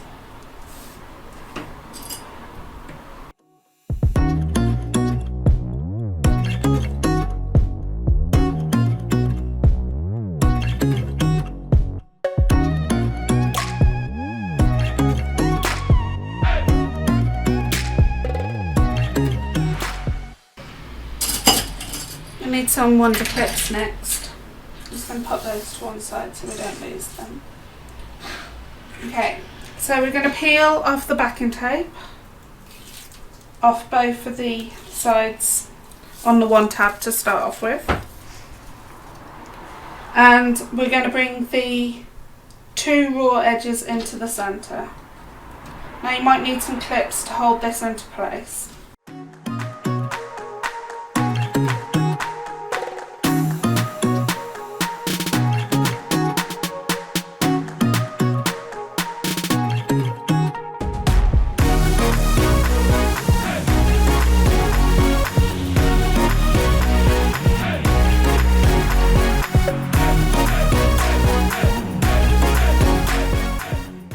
Okay, so the next thing we're going to do is go to our sewing machine, and you're going to top stitch from each of the folds in 1/4 of an inch. So we're going to stitch 1/4 of an inch away from that fold and 1/4 of an inch away from that fold. You're going to do that for both pieces.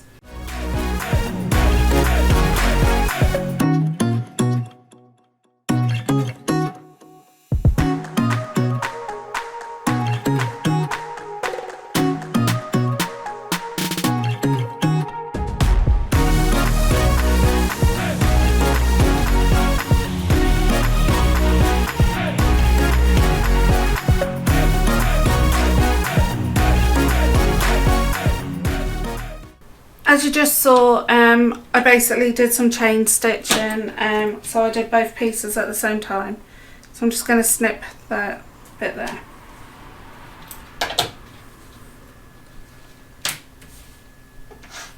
To save me time, I'm going to be doing both of these at the same time, but in the pattern it tells you to do one at a time, but it's totally up to you.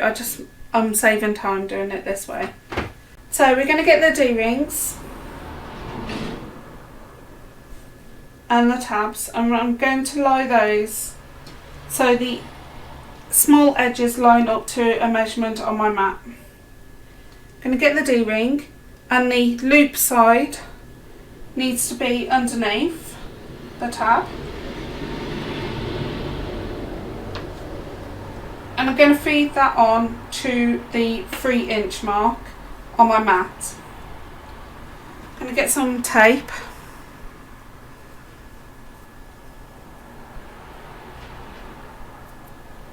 I'm just going to stick some tape here.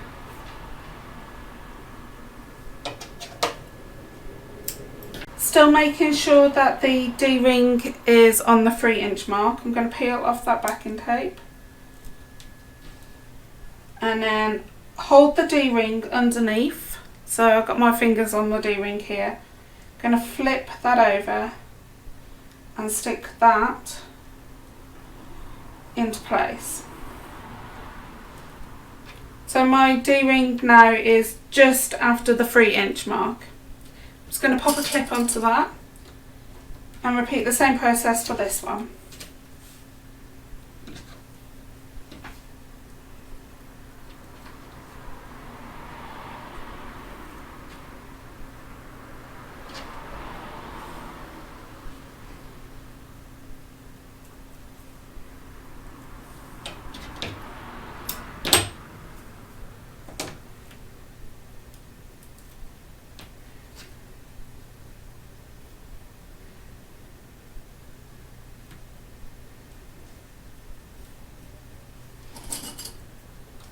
Okay, so I've got those clipped into place. So with your quilters tape, from this end, we're going to just run some quilters tape up to around about this area here. So we're going approximately 1 inch over where the two pieces join. Okay, so I'm just sticking that on the wrong side of the tab. So I'm approximately just gone over 1 inch where the two join together. And I'm just going to do the same.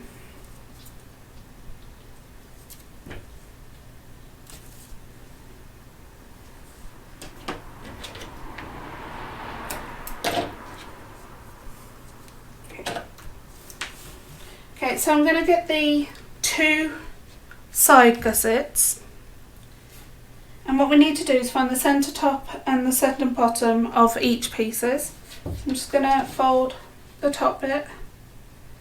I'm just going to snip into that seam allowance.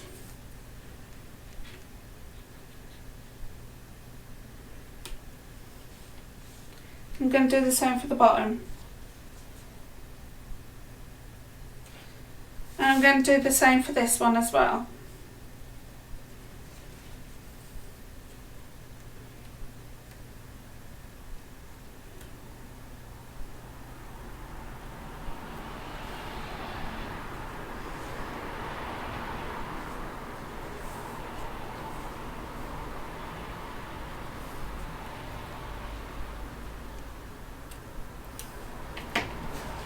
Okay, so we know the centre top and centre bottom.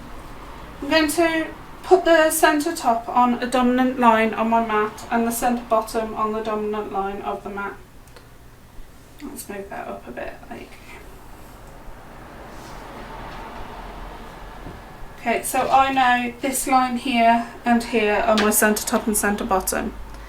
I'm going to peel off the backing off one of them, and then we're going to pop the wrong side, which is the one that you've got the tape on, into the centre of that side gusset and stick it into the centre. I'm going to repeat the same process for this one. So peel off that back in there.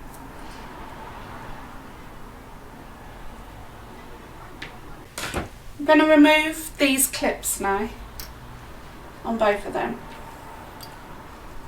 Now if they leave a little indent, just rub your fingers over it.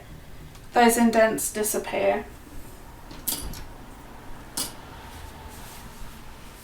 Okay, so from the folded edge of the tab, we're going to measure in 1 3/4 inches.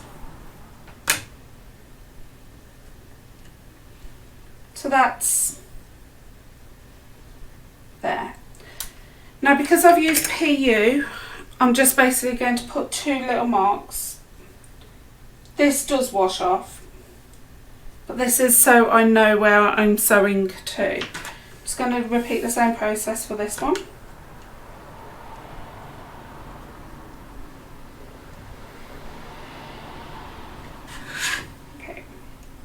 You won't see this on the camera, but I actually know I can see it. You might see it a bit, but here and here. We're going to go to our sewing machine now and top stitch 1/8 of an inch away from the folded edge up to that first mark, sew across, and then top stitch down. So basically we're not top stitching this area here and here. So this is where this tool comes into effect. Because it's quite a bit bulky here, as you can see it's a bit bulky, our presser foot, what happens is our presser foot, pretend this is our presser foot, will go up at an angle, and unfortunately when it goes up at an angle it misses stitches. So what we tend to do is put that behind the presser foot to make sure the presser foot lies flat, and then you can stitch across. So I will show that up close on the actual sewing machine camera. So I'm actually using a top stitch length on my machine of a number 4. And I'm just going to sew 1/8 of an inch away from the edge up to that first marking. I'm going to take that slowly so I definitely know it's neat.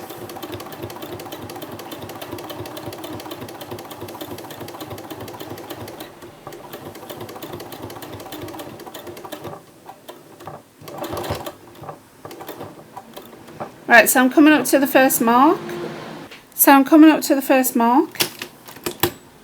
Which I am. I'm going to lift up my presser foot with my needle down.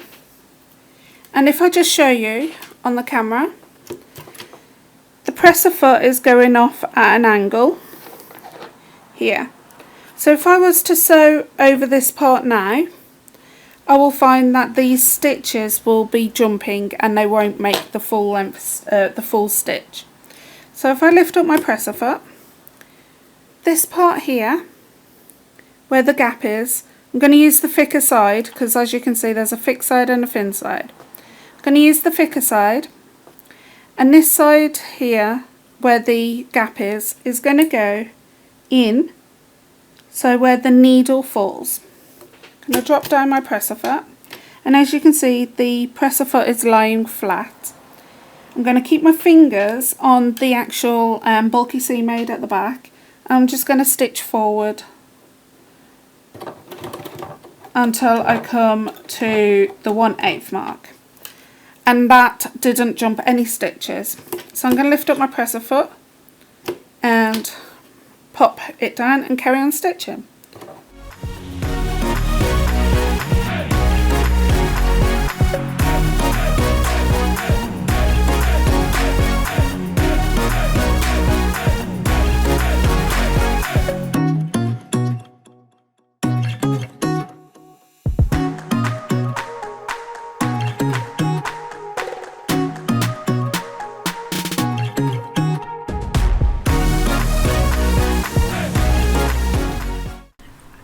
so you actually up close saw what this actually does, and it stops any jump stitches, any loose stitches. These are ideal to get. They're only like, in the UK they're about £2.50, and I actually sell those in my shop. Or you can roll up some cardboard and put it in behind your presser foot. There is no need to actually have to buy one of these, but this is just a vital tool that a lot of my bag makers in my club have. They all have one. It's called the must-have item in Becky's shop. Right, so I'm just going to pop that to one side because there's probably be sometimes when it need to come out later on in the bag. So the next thing we're going to do is where we have sewn up to, fold it back. Now this is where you want to identify whether you want to set a rivet or Chicago screw, or if you just want to sew it. So if you're going to sew it, you need to sew across here. You might need to use this to pop in behind and sew across, but you're going to sew as close as you can get to that D-ring. But make sure this is all folded back, and you're going to do that for both pieces. I'm going to set a rivet here and here, and then I'm going to set a second rivet here and here. So I'm just going to quickly do that now.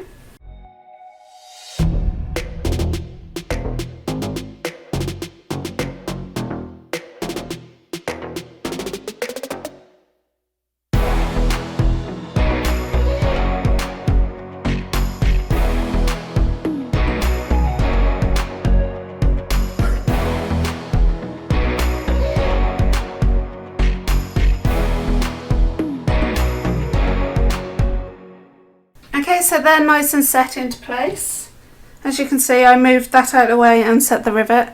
Like I say, you don't need to set the rivet, you can just sew across as close as you can get to those D-rings. So I'm now going to attach these to this, which is your outer base.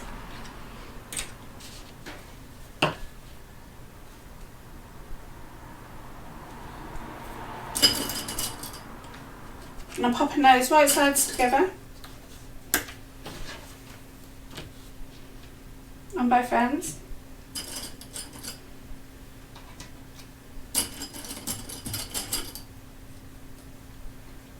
Now I've got a bit of overhang here. I basically must have slipped on my cutting out. So once I've sewn these together, I will just trim off these little bits here, and I'll do that on the camera, so just in case you actually have the same problem as what I have. Just make sure that's in the centre.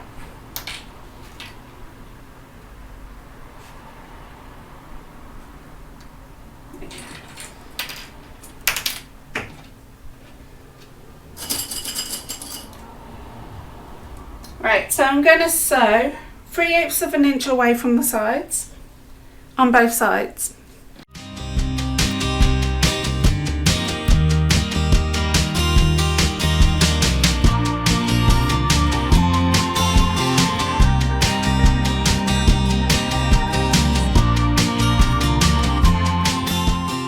So I've sewn down those two sides. I used a stitch length 2.4, and I make sure I'd reverse my stitches at either side of the actual gusset, the side gussets. I'm just going to trim these back. So the way I do that is keep this length here. I don't know what's gone wrong, but I'm just going to just trim it off so it meets those.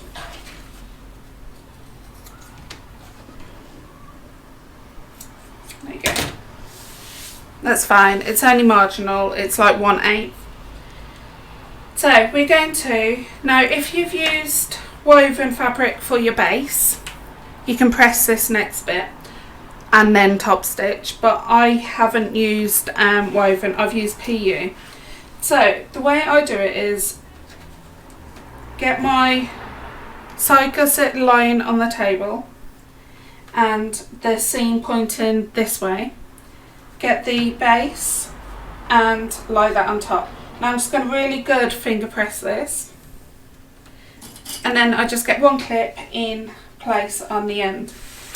I do the same with this one, so I lie this side gusset onto the table, roll the base over because the seam's pointing that way now, and just flatten that with my fingers, and then just pop a clip on either one of the ends. So we're going to go back to our sewing machine, top stitch 1/8 of an inch away from the fold on the base side. I'm going to use a stitch length 3.5.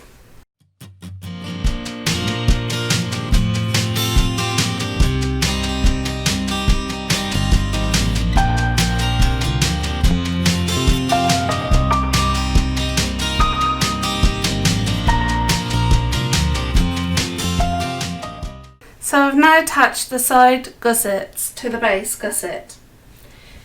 Now it's one complete bag base gusset. Now this is where, if you're using fusible foam, you would have already cut out your foam to the actual pattern piece that it says to cut it out. So that's your lining gusset. Then you will further trim it back 3/8 of an inch and fuse it into the centre, and then you should have the seam allowance free of foam. I'm using sewing foam. So the way I go about doing that is on this bit here, which is the base part of the gusset, I'm going to stick some quilters tape, and I'm about an inch away from that edge there. I'm going to just do it on both of these sides here.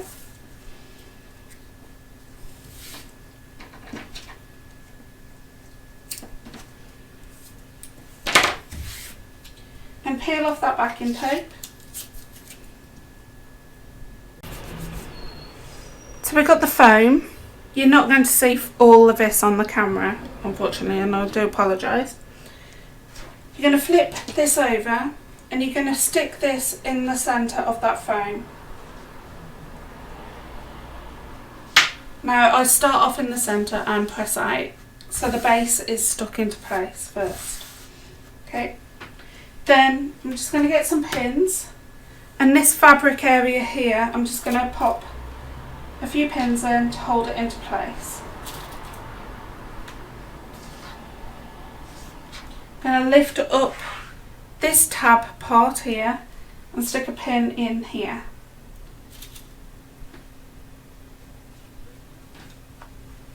Okay, and then I'm just going to repeat the same process for this side.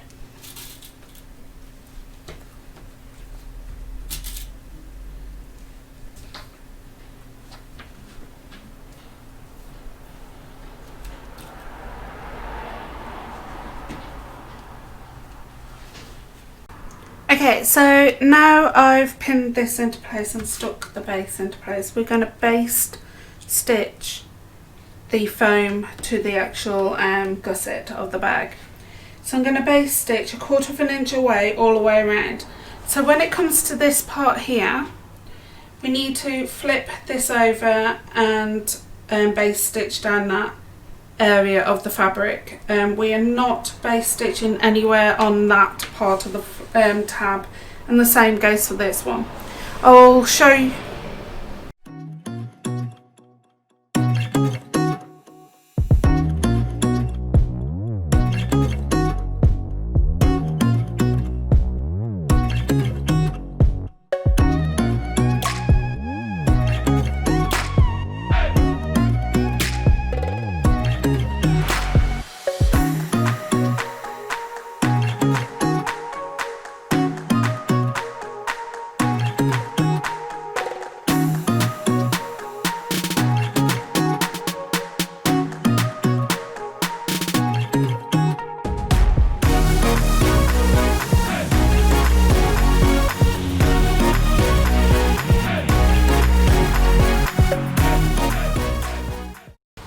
Right, so I did 1/4 of an inch away and I used a stitch length 4.5, and like I said in the video, just I moved this tab out the way when I sewed over that bit there.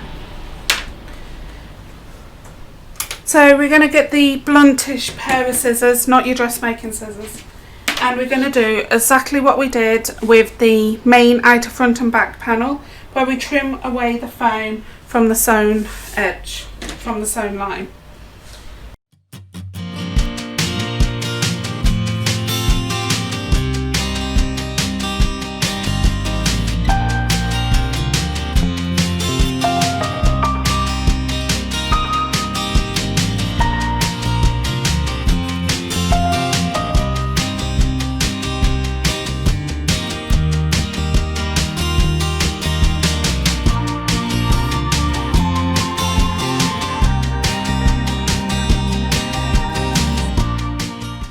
Right, as you can see, I've cut all the way around and I've cut it close to my sewn line, so it's basically free of fabric.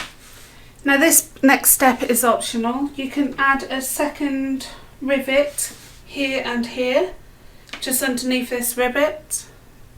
I'm not going to do that. I'm just going to leave it as it is with the two, because I think it looks just nicer with the two. So the next thing we're going to do is attach this to our main outer front panel. So we need to fold this in half, match up where the two base seams start, and we're going to find the centre top and the centre bottom of the two long sides.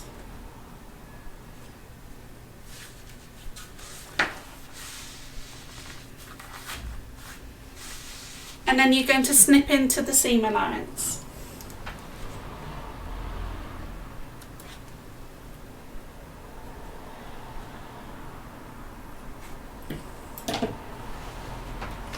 Okay.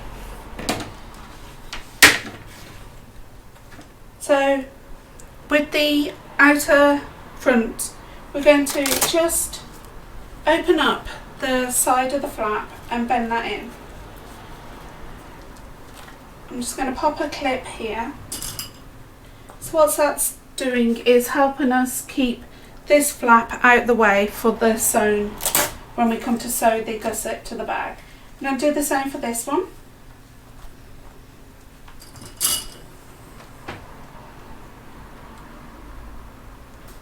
I'm just going to pop a clip there. Don't worry, it'll spring back. Okay, so where that centre is, just going to make sure I've got the correct centre. Yep. Right, so where the centre is, we're going to match up the centre of this. And we're going to pop this right sides together. And we're going to pop some clips. So this is where you need quite a lot of quilters clips. And you're matching up the two raw edges. Then, now we've got the clip on the bottom here, we're going to bring up this side and clip the top. So we're matching up the top bit.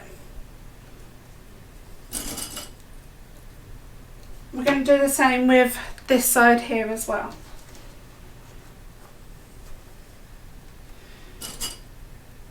Pop a clip. So we're going to just run some clips down here until we come to the curve bit,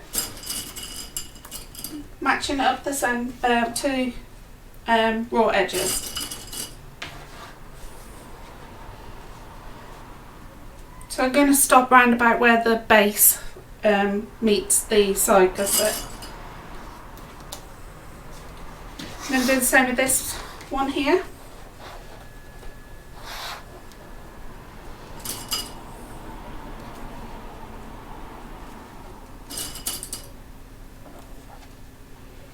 I'm going to stop where the base meets the side gusset here as well. Then I'm just going to pop some clips on to where the corners are on the bottom.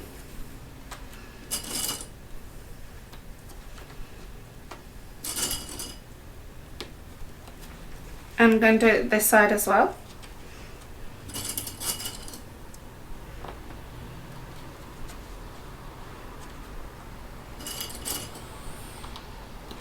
Okay, so you're going to need a pair of scissors. We need this to meet here. So the way I do it is just snip less than 1/4 of an inch into the seam allowance, going into the gusset, like so. That means when we pop this to meet, as you can see, the little cuts are moulding around to that shape of that curve. And we're just going to clip that into place.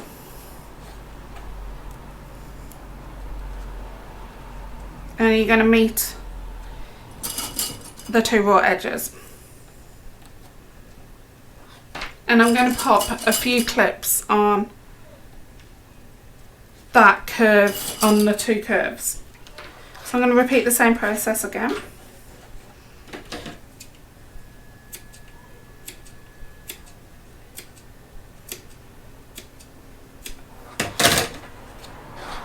And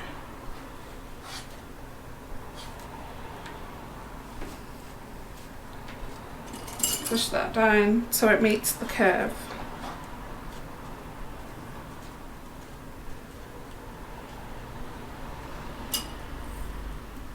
And like I say, you will need a few clips.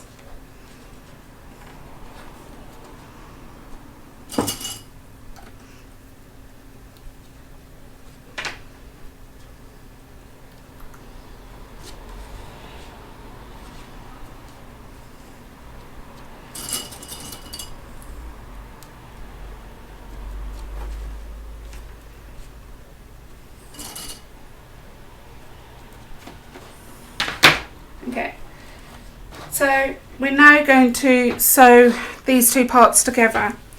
So you're going to need your walking foot for definite on your machine, and definitely a large needle, so that's either a 90, 14 or 116 needle. So we're going to sew from this side where the base, the actual bag gusset is, and we're going to sew 3/8 of an inch all the way around. Now when we come to the corner, you will have to keep smooching it out the way, and then you're going to sew across, and then once again at that corner you're going to smooch that out the way and sew over that bit. You're going to come to the two ends and you're going to reverse your stitch. I'm going to use a stitch length 2.4 and possibly drop it down to a 2.1 when it comes to this corner here, just depending on how my machine is sewing.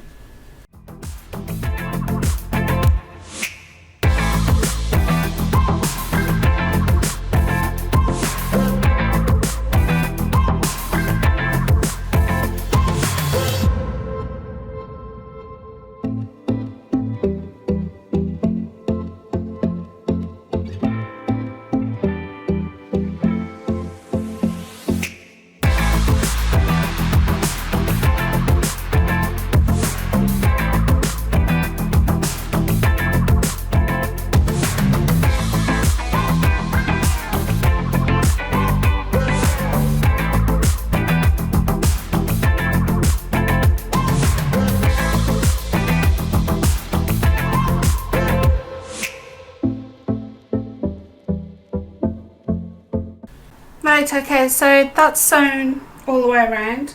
I'm just going to unclip those so they don't do any more damage, as in indents. So I'm just going to rub those areas. They will spring back eventually, I'm just going to help it along. So the next thing I'd just like to do is turn it right side facing out and make sure I've caught the seams. I'm just going to do that.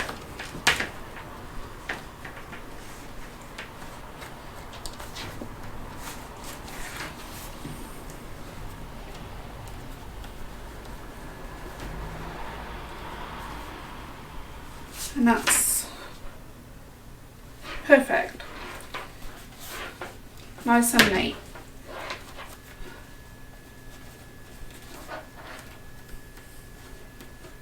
Okay, so I'm just going to flip this back to wrong side facing out. Okay, so what I'm going to do now is just quickly trim away some of this excess bulk. So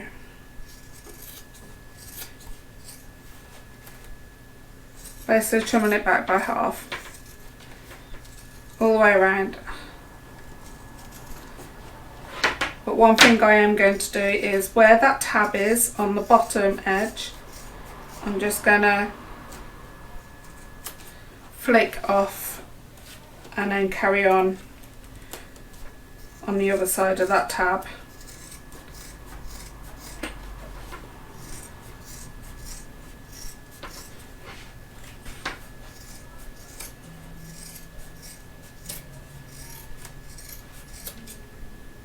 Okay, so as you can see, it's looking really nice so far.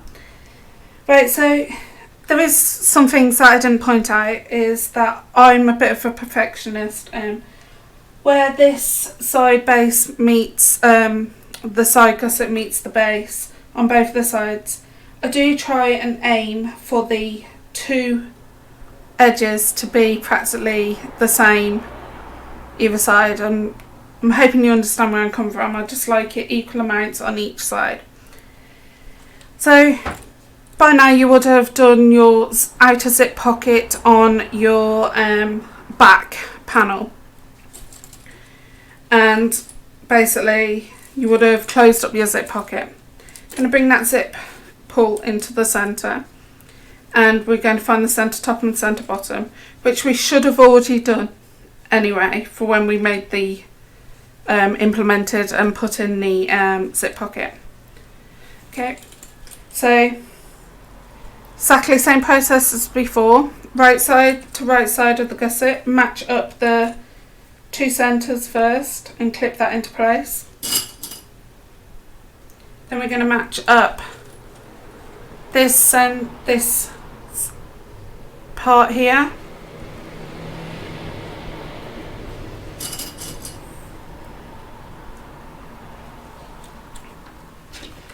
and this part, and then we're going to clip all the way around and snip into the corners, and then go to our sewing machine and sew all the way around again.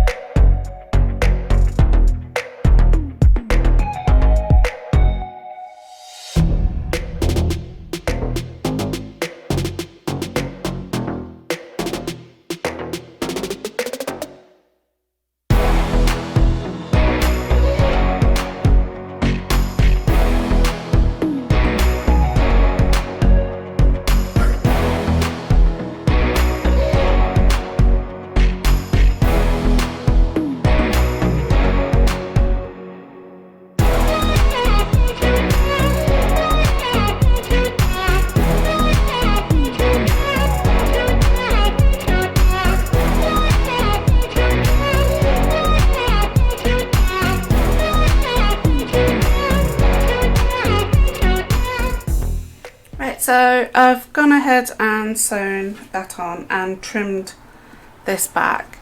So now I have the main body outer part done. I'm just going to pop this to one side, and we're going to move on to the making the main outer flap. So for the main outer flap, you'll need your main fabric piece, your lining fabric piece of your flap. Then you'll need the main flap overlay tab and the main flap underlay tab. So I've gone ahead and done a bit of prep. So with the main overlay tab for the flap, I've just basically treated it like binding. I've, on the wrong side, pressed the two long sides into the centre, so I now have just nice finished strip. I've also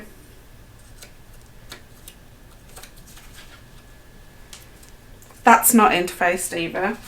The underlay of the flap closure tab isn't interfaced either. And then both of these pieces, which is the main flap, the lining and the main outer fabric, are both interfaced, And then I've gone one step further with the main fabric. I've fused fusible fleece and I've trimmed it back so it's out of the seam allowance, and I've fused that on into the centre as well. So I'm just going to pop those two pieces to one side, and we're just going to work on the flap closure at the moment. Okay, so I've got my hardware. I'm just putting all this to one side and I'll explain it as I go along. So the first thing we need to do, the main flap underlay tab, and we need to flip that wrong side facing up.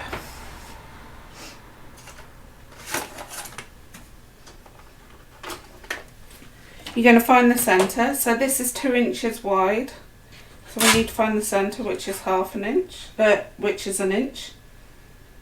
Sorry. And I'm just going to draw a line.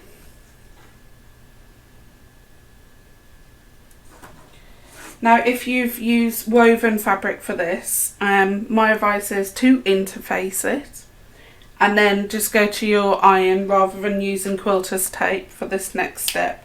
Just go to the iron and press those 2 bits into the centre and do the whole strip, just like this one here.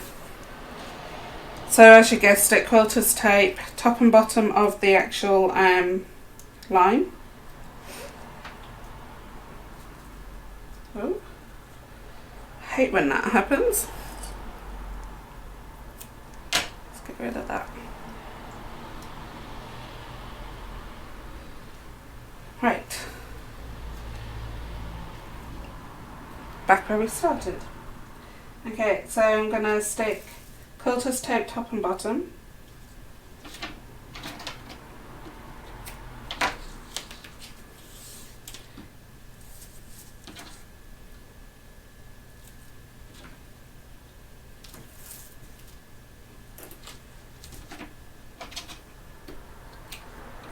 Okay, and then I'm just going to peel both of those backing pieces off.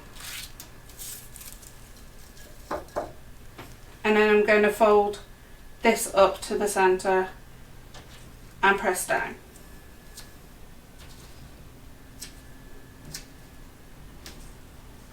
I'm working on one side at a time.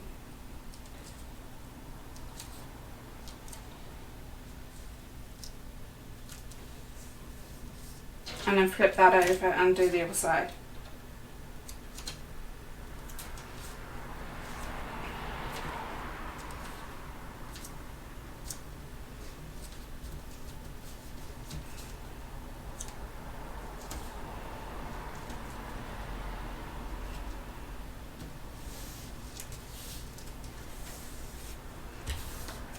Okay, so I'm going to flip that so it's right side facing up.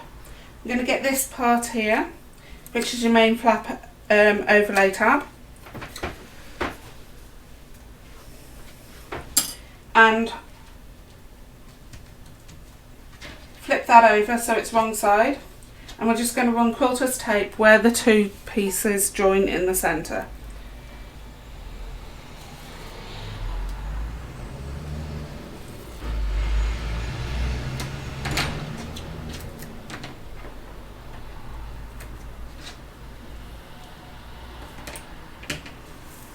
Okay, and then I'm just going to peel off that backing, and then I'm going to stick this in the centre. So you should have the underlay just peeking out around about 1/8 of an inch either side of this strip, like so. That's quite easy, wasn't it? So it should be looking like this. So the thing we're going to do now is just go to our sewing machine, and we're going to sew right next to where the actual fold is. So I'm going to approximately say 1/8 of an inch away. So we're going to go 1/8 of an inch away on the actual fabric, not on the underlay. So we're only working on the overlay. And I'm going to top stitch using this top stitch number 3 stitch on my machine. And I'm going to do it on both sides of this fabric.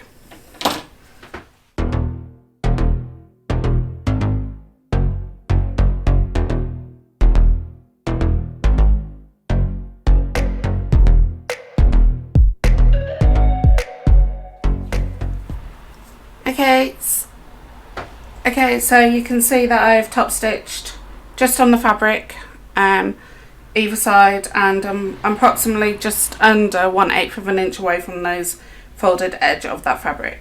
I've not touched these two sides here. Right, so the next thing we need to do is get the swirl clasp,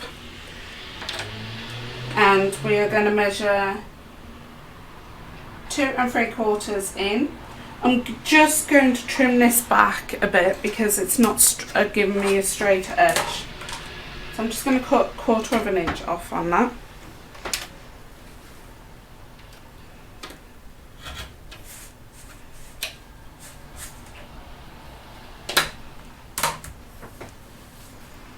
Okay, so now I've cut 1/4 of an inch, I'm happy with that.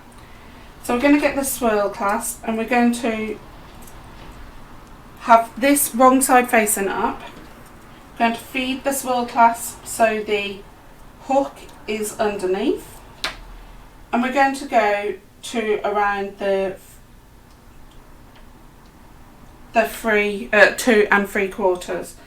I've taken mine just a little bit longer because I know this part here is quite thick, so I'm just going a bit further along, so I'm actually going to around about the 3-inch mark. The next thing you're going to do is just pop a little quilters tape at the end here.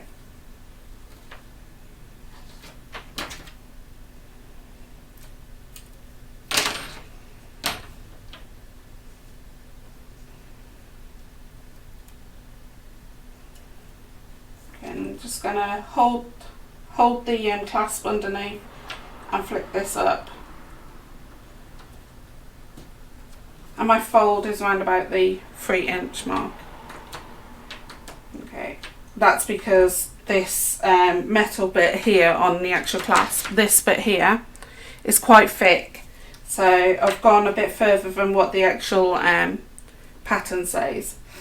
Okay, so the next thing we're going to do is so this bit's optional, I'm going to pop a rivet in mine here, or if you haven't got a rivet or Chicago screw, you just need to sew as close as you can to this part here. So just go straight across and sew. Use a stitch length 4, and you might need your bulky seam aid underneath it, underneath your foot, to actually be able to sew perfectly across that. I'm, however, going to pop a rivet in that bit.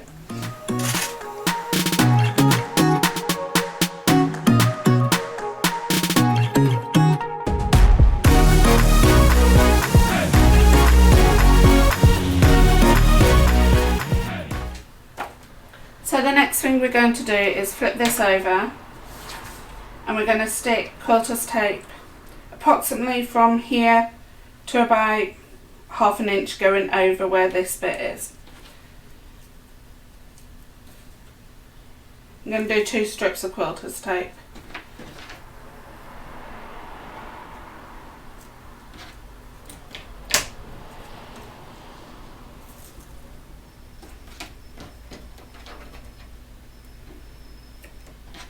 Okay, next thing I'm going to do is get my flap pieces. I'm just going to use the main outer fabric piece to start off with, and we're going to fold this in half and find the centre top and centre bottom.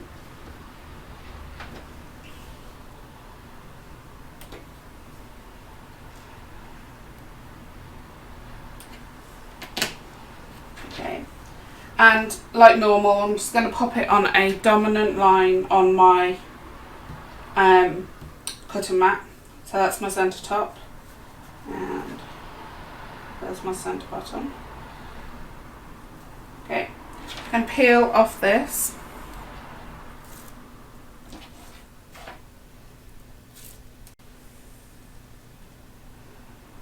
And we're going to pop this over the part. Right, so it should overhang by about 1 inch to 1 inch and a bit, but it should hang below around about 3/4 of an inch, where I'm talking about where the fold of the tab, not the actual swirl clasp. So it's approximately about 3/4 of an inch overhanging at the bottom and about an inch overhanging at the top. Okay, so I'm just going to press that down. So the next thing I'm going to do is measure from here up. So I'm going to measure approximately, it says 1 inch and 6/8. I'm going to see where that lands, because what I want it to do is where the marking lands, I want it to land to make sure that there still is the folded edge underneath. So as you can see, it's still folded here. We need it to land approximately round about here, so we can actually still have this sewn bit attached to the bag. Self-explanatory. It will come clear once you start doing this. So I'm gonna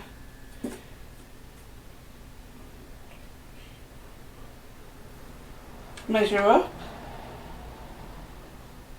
So that approximately takes me around about an inch in from the bottom of the flap.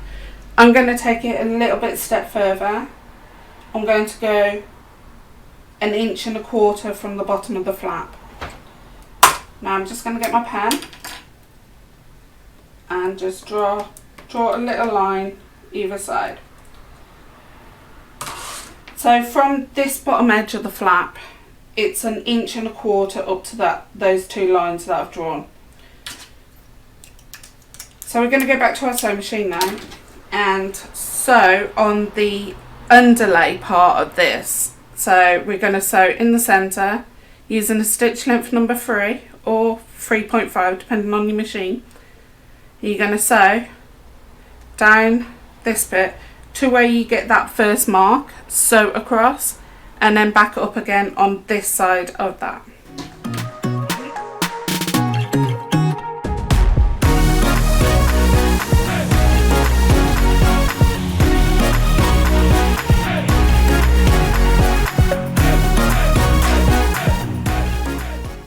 Okay, so I've gone ahead and sewn that. As you can see, I sewed right on top of that my PU underneath, and then I went across and then back up again. Next thing we need to do is just trim this back.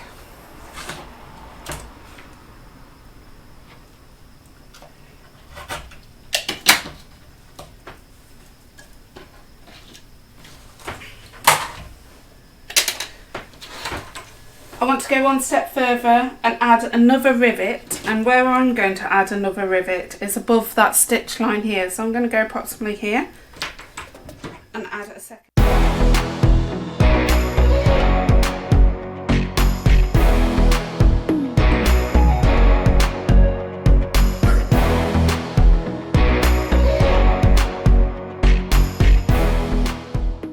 Okay.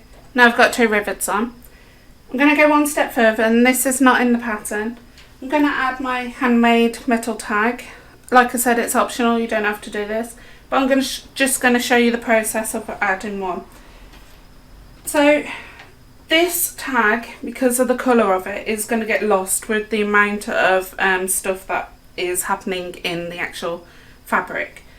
So I've gone ahead and cut a piece of PU. So I'm going to stick that on approximately here. I'm going to totally measure it, and then I'm going to pop that in, and it just means this sticks out a bit more. So I'm going to pop some Quilters Tape on the back.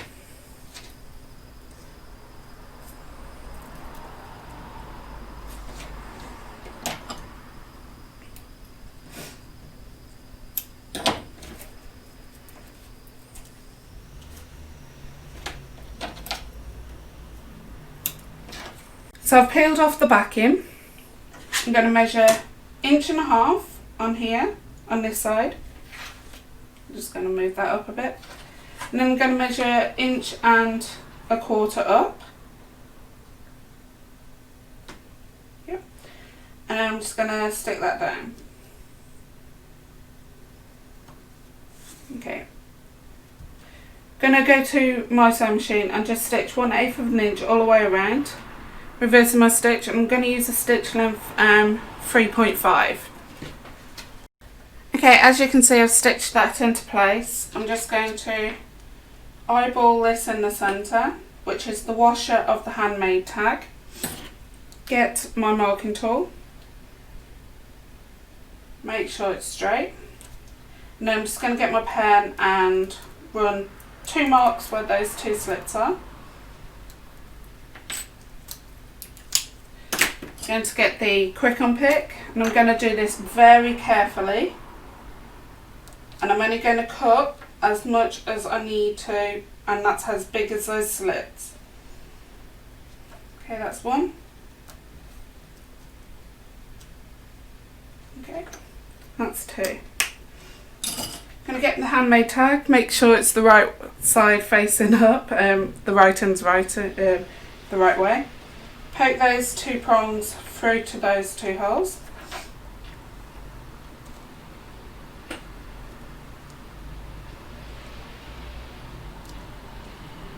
Okay, flip that over and pop the washer over the top and push the prongs in or out. I prefer in on the Handmade tags.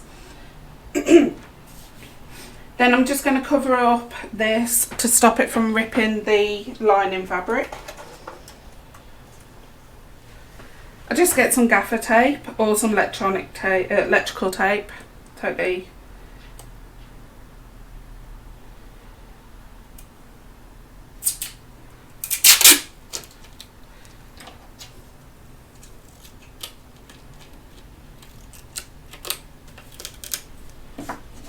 And just stick that over the top. That's just to stop those prongs eventually ripping the lining fabric.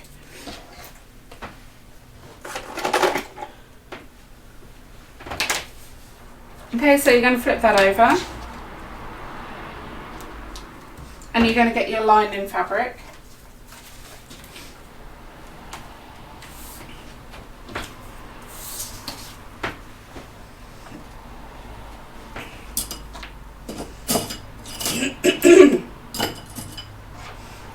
And you're going to pop this right side facing down so it's on top of the main outer. Now you'll notice this is sticking out, you're going to have to push that up. So it could be a bit of a tight squeeze, but we're going to push it up as far as it can go. And the first thing I do is to stop that from flopping down, just pop a clip in that area. And then I'll just carry on clipping around the rest of it.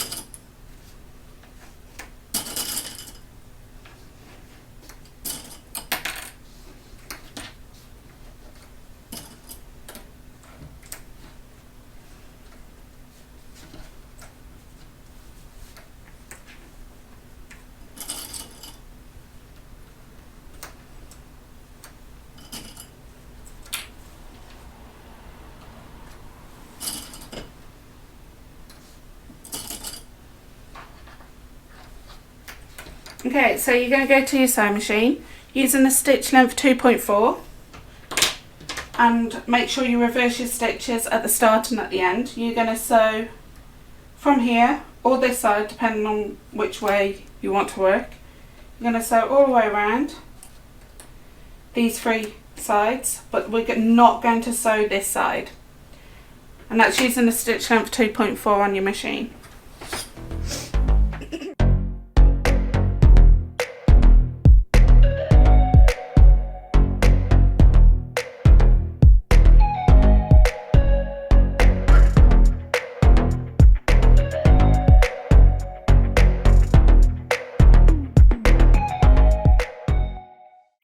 Okay, so I've sewed all the way around. I used the seam allowance of 3/8 of an inch. I'm just going to go and trim all the way around, and we're going to trim back the seam allowance by half, approximately 1/8 of an inch away from the sewn line.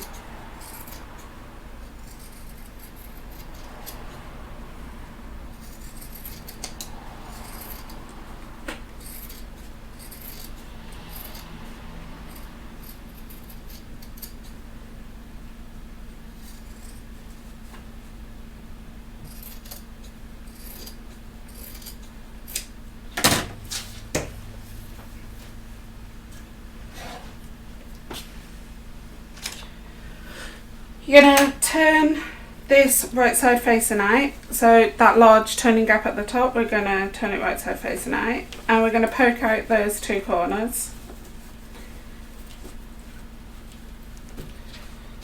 I'm going to get a chopstick in there or something just to poke out those corners to give it a nice, that rounded edge that we've created. Do the same on this one. Okay, so I'm going to go to my iron and give this quite a good press. Now I've got PU on mine, so I'm going to be really ultra careful when it comes to my iron's near these sections here. But I'm just going to give it a really good press. Right, so I've pressed all the way around. Now I'm going to go to my sewing machine and top stitch 1/8 of an inch all the way around. I'm going to move this out the way, but I know full well my presser foot will not happily go past this area because it would be hitting against this, because my presser foot is quite wide on my walking foot. So I'm still going to keep my walking foot on. So when I get to my machine, I'm going to move my needle position, which means that my presser foot won't be butting up against this when I go around.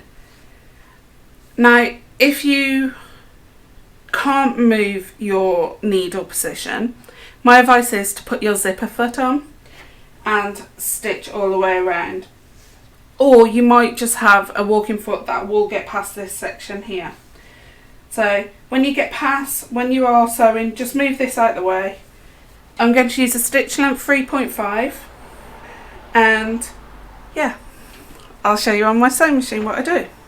Okay, so I'm going to move my sewing machine needle position so it caters for me to be able to sew past that bulky area.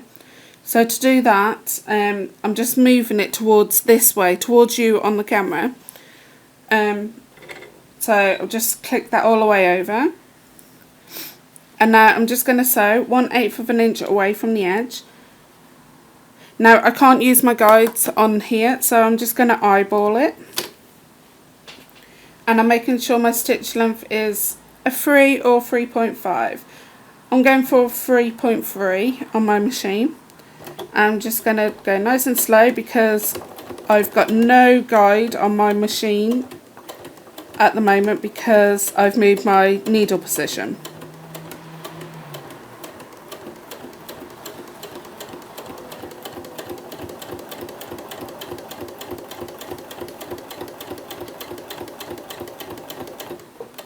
I'm just going to lift up my presser foot because I'm going around the corner.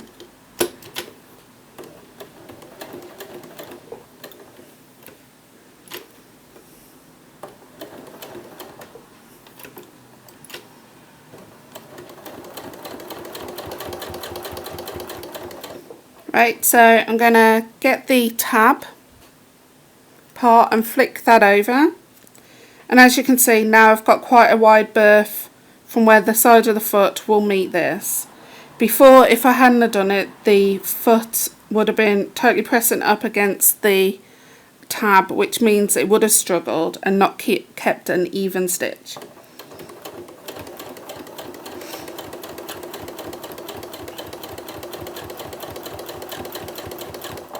Right, so I'm past that. I'm just going to start letting it flop over so it can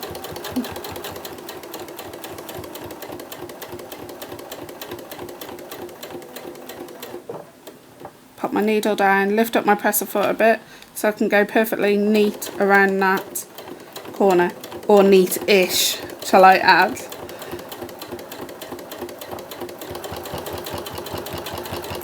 And just finish that part off. Right, so as you just saw on the sewing machine camera, I moved my needle position this way. I got a bit muggled up. I moved my needle position this way, so it gave me enough clearance to sew past this bit. Like I say, if you can't move your needle position, just drop down to your zipper foot, or you might not need to because of your walking foot. Okay, so the next few steps are quite easy. You're going to grab the bag that you've already started to make and turn it the right side facing out. if you haven't already done this.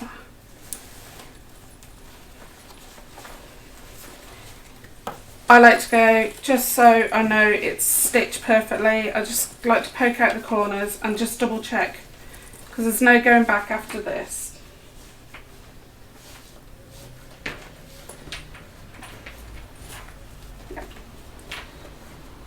Okay, so I'm going to work on the back of the bag, not the front. And we're going to get the flap, and we're going to flop that right side facing the right side of the bag and match up this top edge. Now, if you've been spot on with your sewing, your flap should sit about 1/8 of an inch hereabouts over the two side seams here, and mine's just on that mark. So I'm just going to pop a clip there.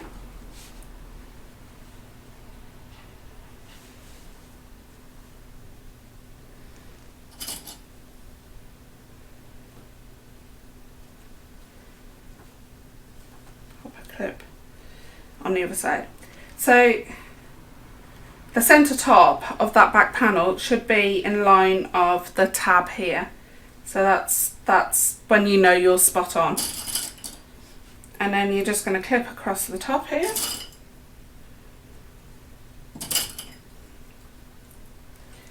Right, so we're going to go to our sewing machine, stitch 1/4 of an inch away. We're just going to base stitch this, so I'm going to make my stitch length for number 5 on my machine. Stitch across here. Now, so if you've got a sleeve arm on your sewing machine, take the compartment off, so you've got your sleeve arm, and actually just sew, put that underneath and your sleeve arm in and sew 1/4 of an inch. I personally haven't got that. I've got a flat bed. So I personally have to sew from the inside. So I have to move this out of the way. So it might look a bit confusing to you if you've got a sleeve arm on the video, but don't hesitate, it's just exactly the same, but I'm just having to sew from this side.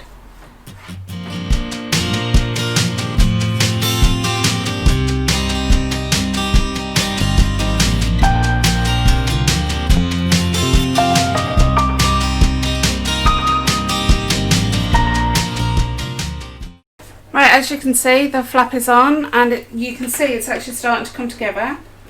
I've only done 1/4 of an inch because we will finish sewing the rest of the 3/8 of an inch when we come to popping the whole bag together with the lining.